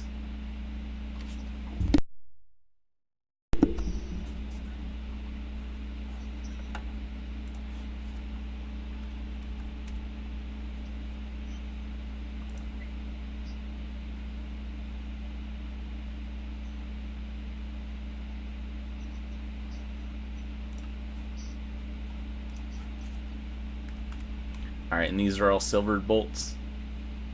Alright, they stick in, and you notice that the wounds that they make aren't trying to close. This is definitely a werewolf.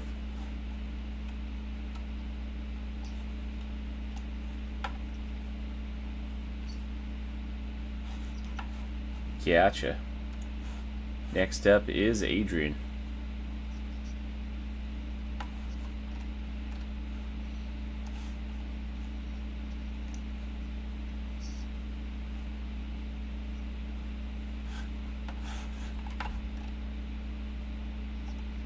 That's a hit.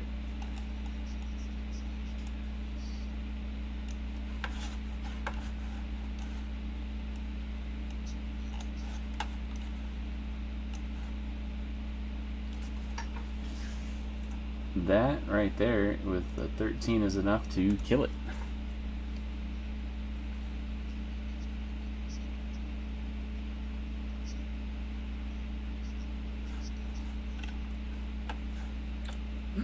That air totally got its ass whipped, though.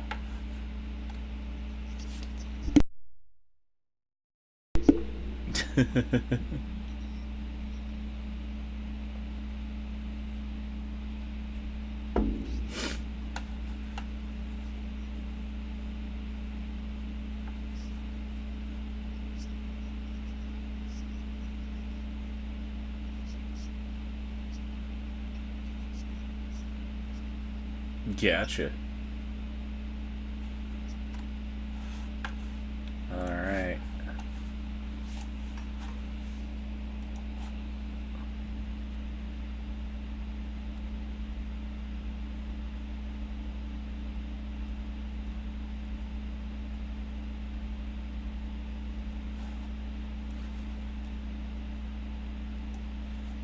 Now the two wolves come through. And this one is going to come over to where Adrian's at, and it is going to make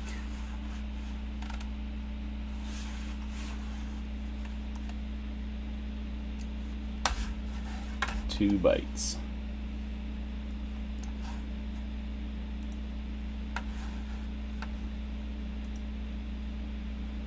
That is a 19. That is going to hit for 6 piercing damage, and then I need you to make a DC 12 Constitution saving throw for me. Yes. It is going to be a DC 12 Constitution saving throw.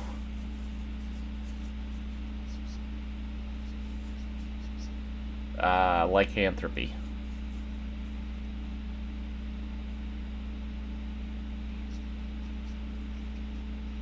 I gotcha.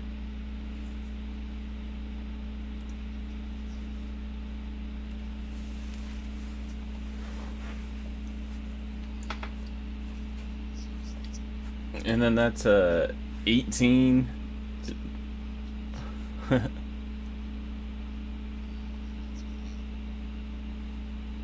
I got a 16. So you're good. You beat the 12. So you were not infected with lycanthropy. The claw attack is at 18 to hit, and it hits you for 8 slashing damage. Yep, you did. And then it's not a bite, so you don't have to worry about a Constitution saving throw on that.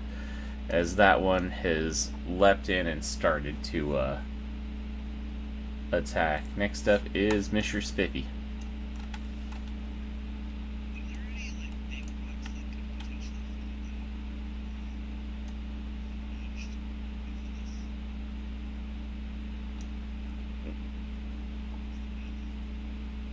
Sure, there are some loose rocks that you could possibly cause to avalanche down.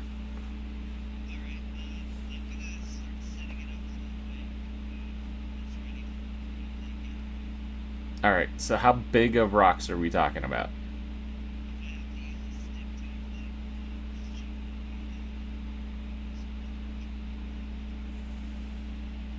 Alright, go ahead and give me an athletics check.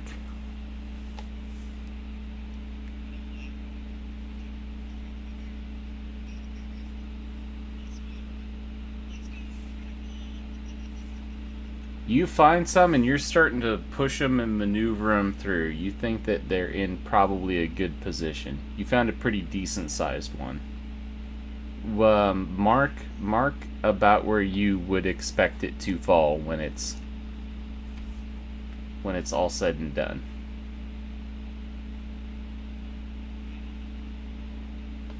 All right.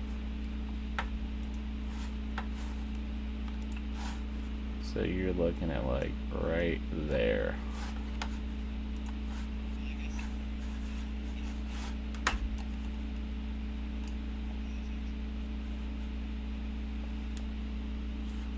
All right. Next up is Kojin.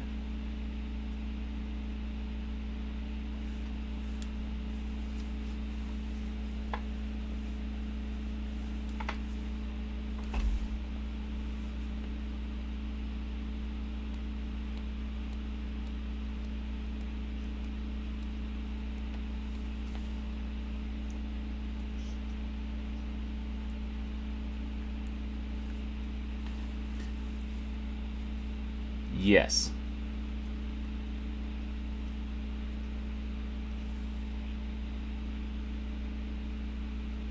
Do you have Warcaster? Alright. That Warcaster would allow you to do it. If you wanted to stow your shield, you could do that.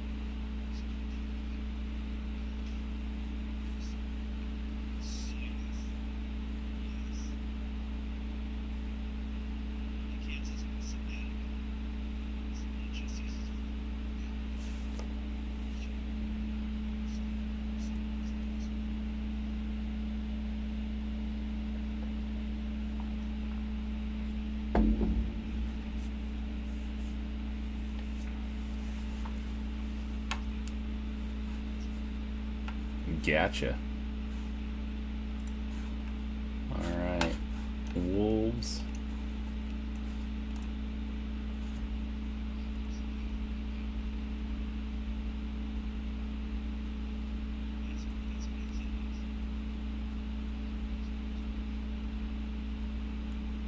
They are double dashing and double moving.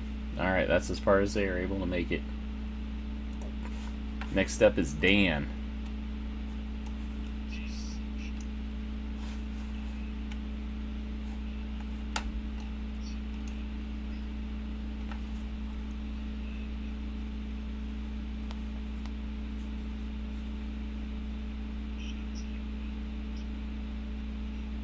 Alright, so I'm going to be adding 2 to their AC for kind of like partial cover. So it's a 12 now.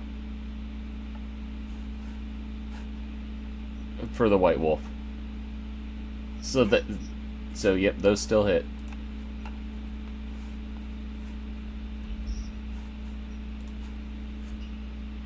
$14 total.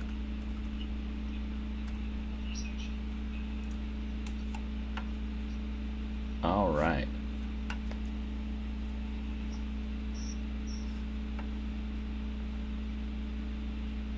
Nice. How many crossbow bolts you got?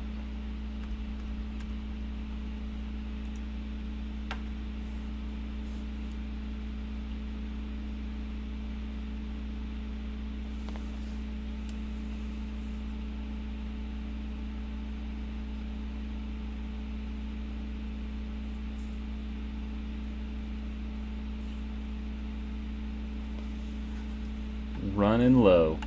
Is that your turn? Gotcha. Next up is Adrian.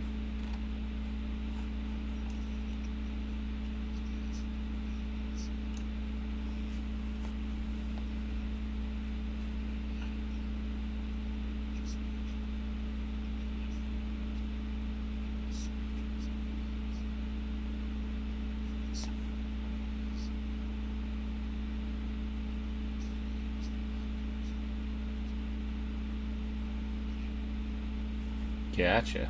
Did he need to save or anything?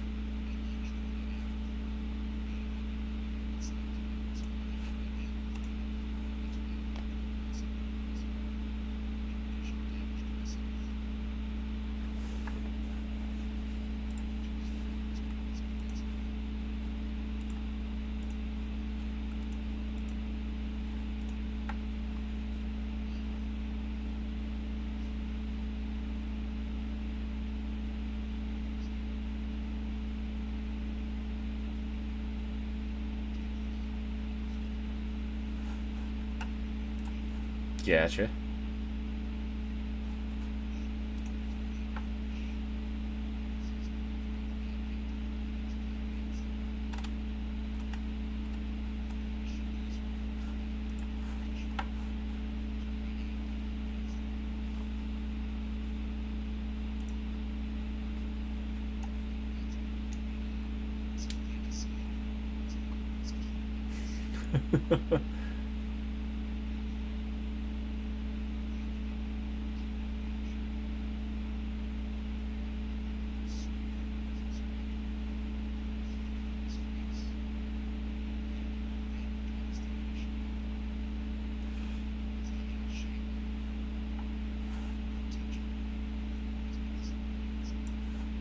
Ooh.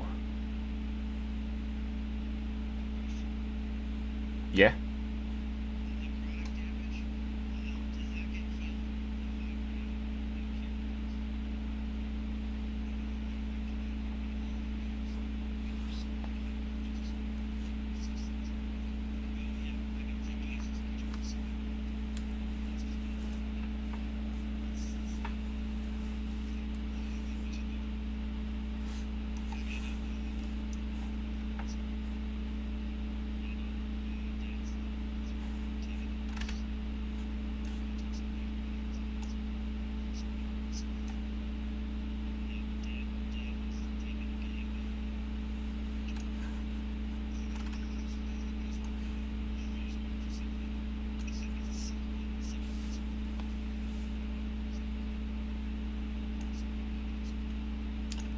Got it. It's good to know.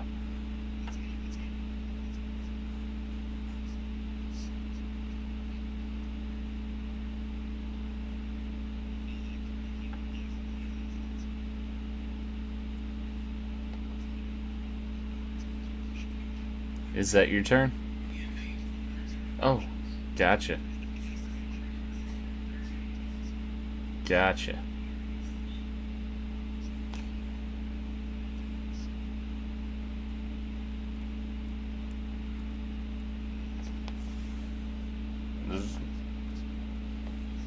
Yep, they will take that.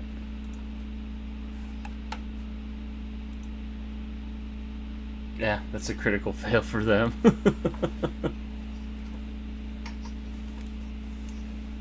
Yeah.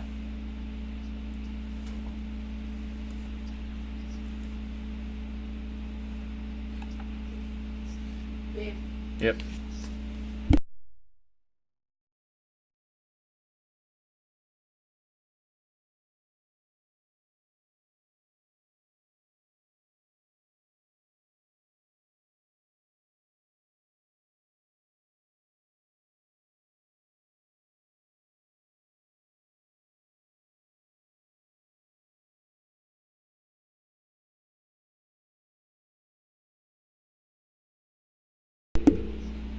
So how much damage did you do on that first whip attack? Ooh. Got it. It is like almost dead.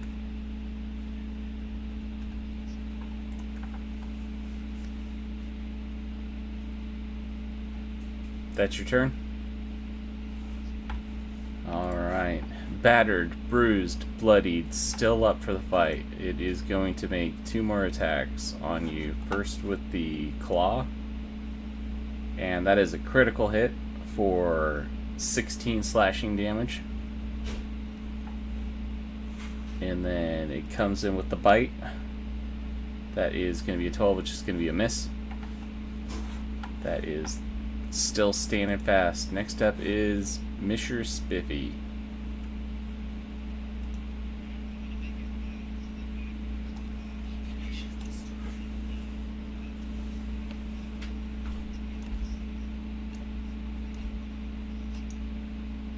Alright, so an average wolf's speed is a little bit faster than a human's, and these things are going all out. So they're moving at top speed towards you. You would say that they would probably be there in about 6 rounds.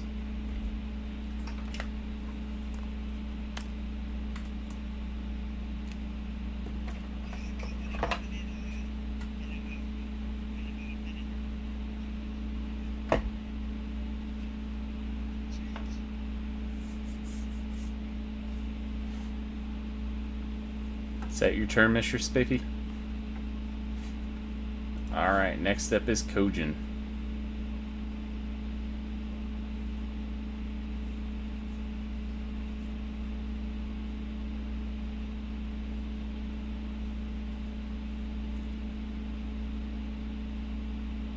Getting handsy with yourself?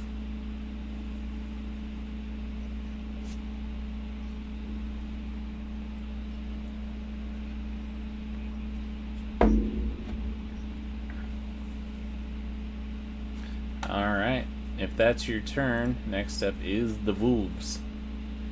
Oh, one of them, and then 2 of them.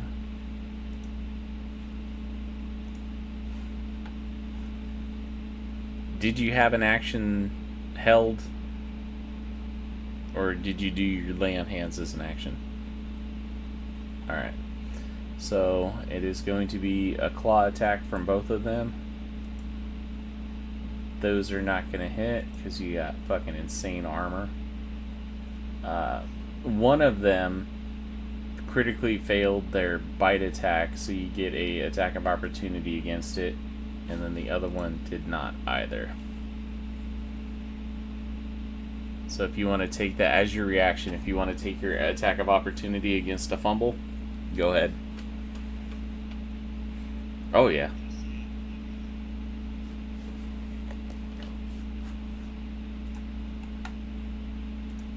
Cool. The big wolf gets hit. It's hurting. Alright. Next up is Dan Jackiels.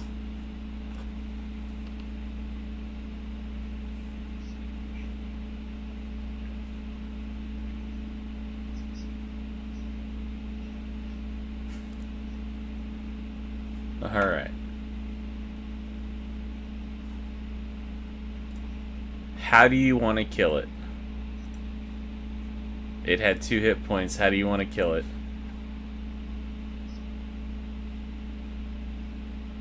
And as your crossbow bolt sticks through its heart, it ends up turning into a woman with like platinum blonde hair as she slumps over in front of Adrian, eyes unfixed, gazing out.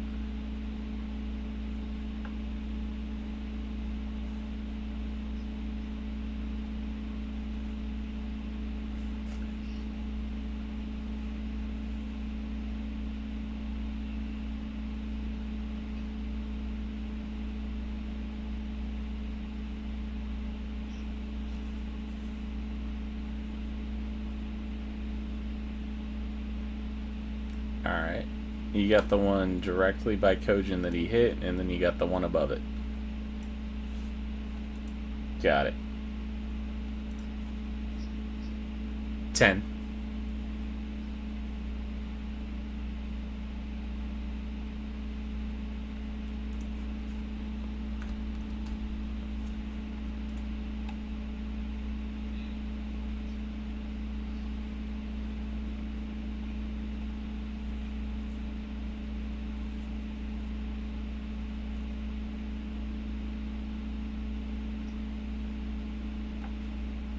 Alright, same one.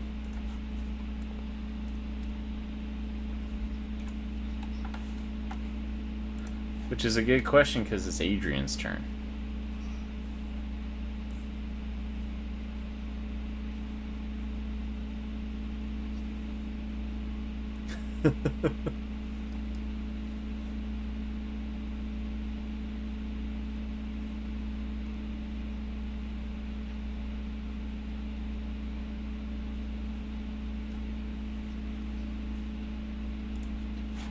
Alright, the other wolves are getting closer. They will be on you in 5 rounds.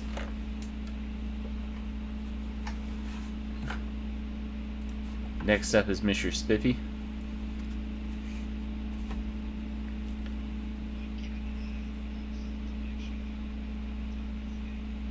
Alright.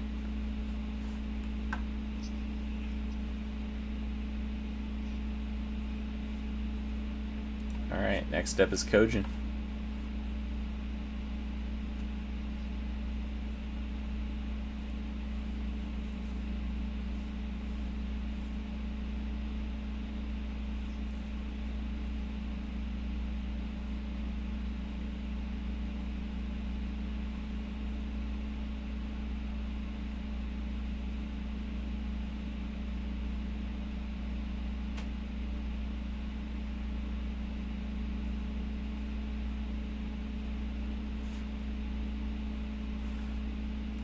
Alright, on their turns, they are going to use their movement to get over where you're at. And then Claw is going to miss. Claw from the other one, also going to miss. Bite, that one's actually going to hit for 5 piercing. And then you're above level 3, so you're immune to disease. And then the other bite does not make it, so you just take 5 piercing damage. That is their turn. It is now Dan's go.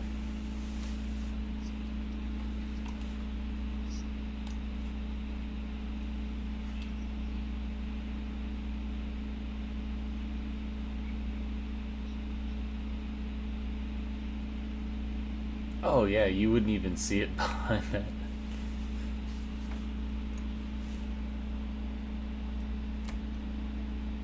Yep, he's totally on the opposite side of where your vision is.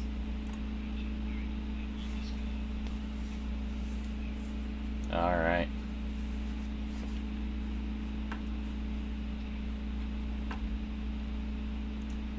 Adrian, it is your go. Gotcha. All the other wolves are starting to make their way. They are within 4 rounds now. Mr. Spiffy, it is your go.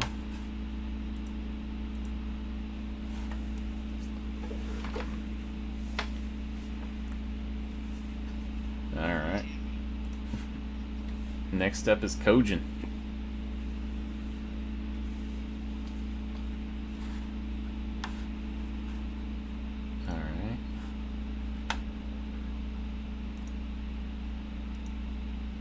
None of them make it through your armor. Alright, and if that's the case, you all will have effectively gotten away. But what you do here is the pack that was out returns, and you hear long, baleful moans as they have now seen their dead, and those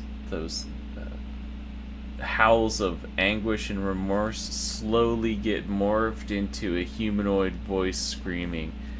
And he's screaming out into the wilderness as you guys are running trying to get cover. He says, "I will find you and I will kill you."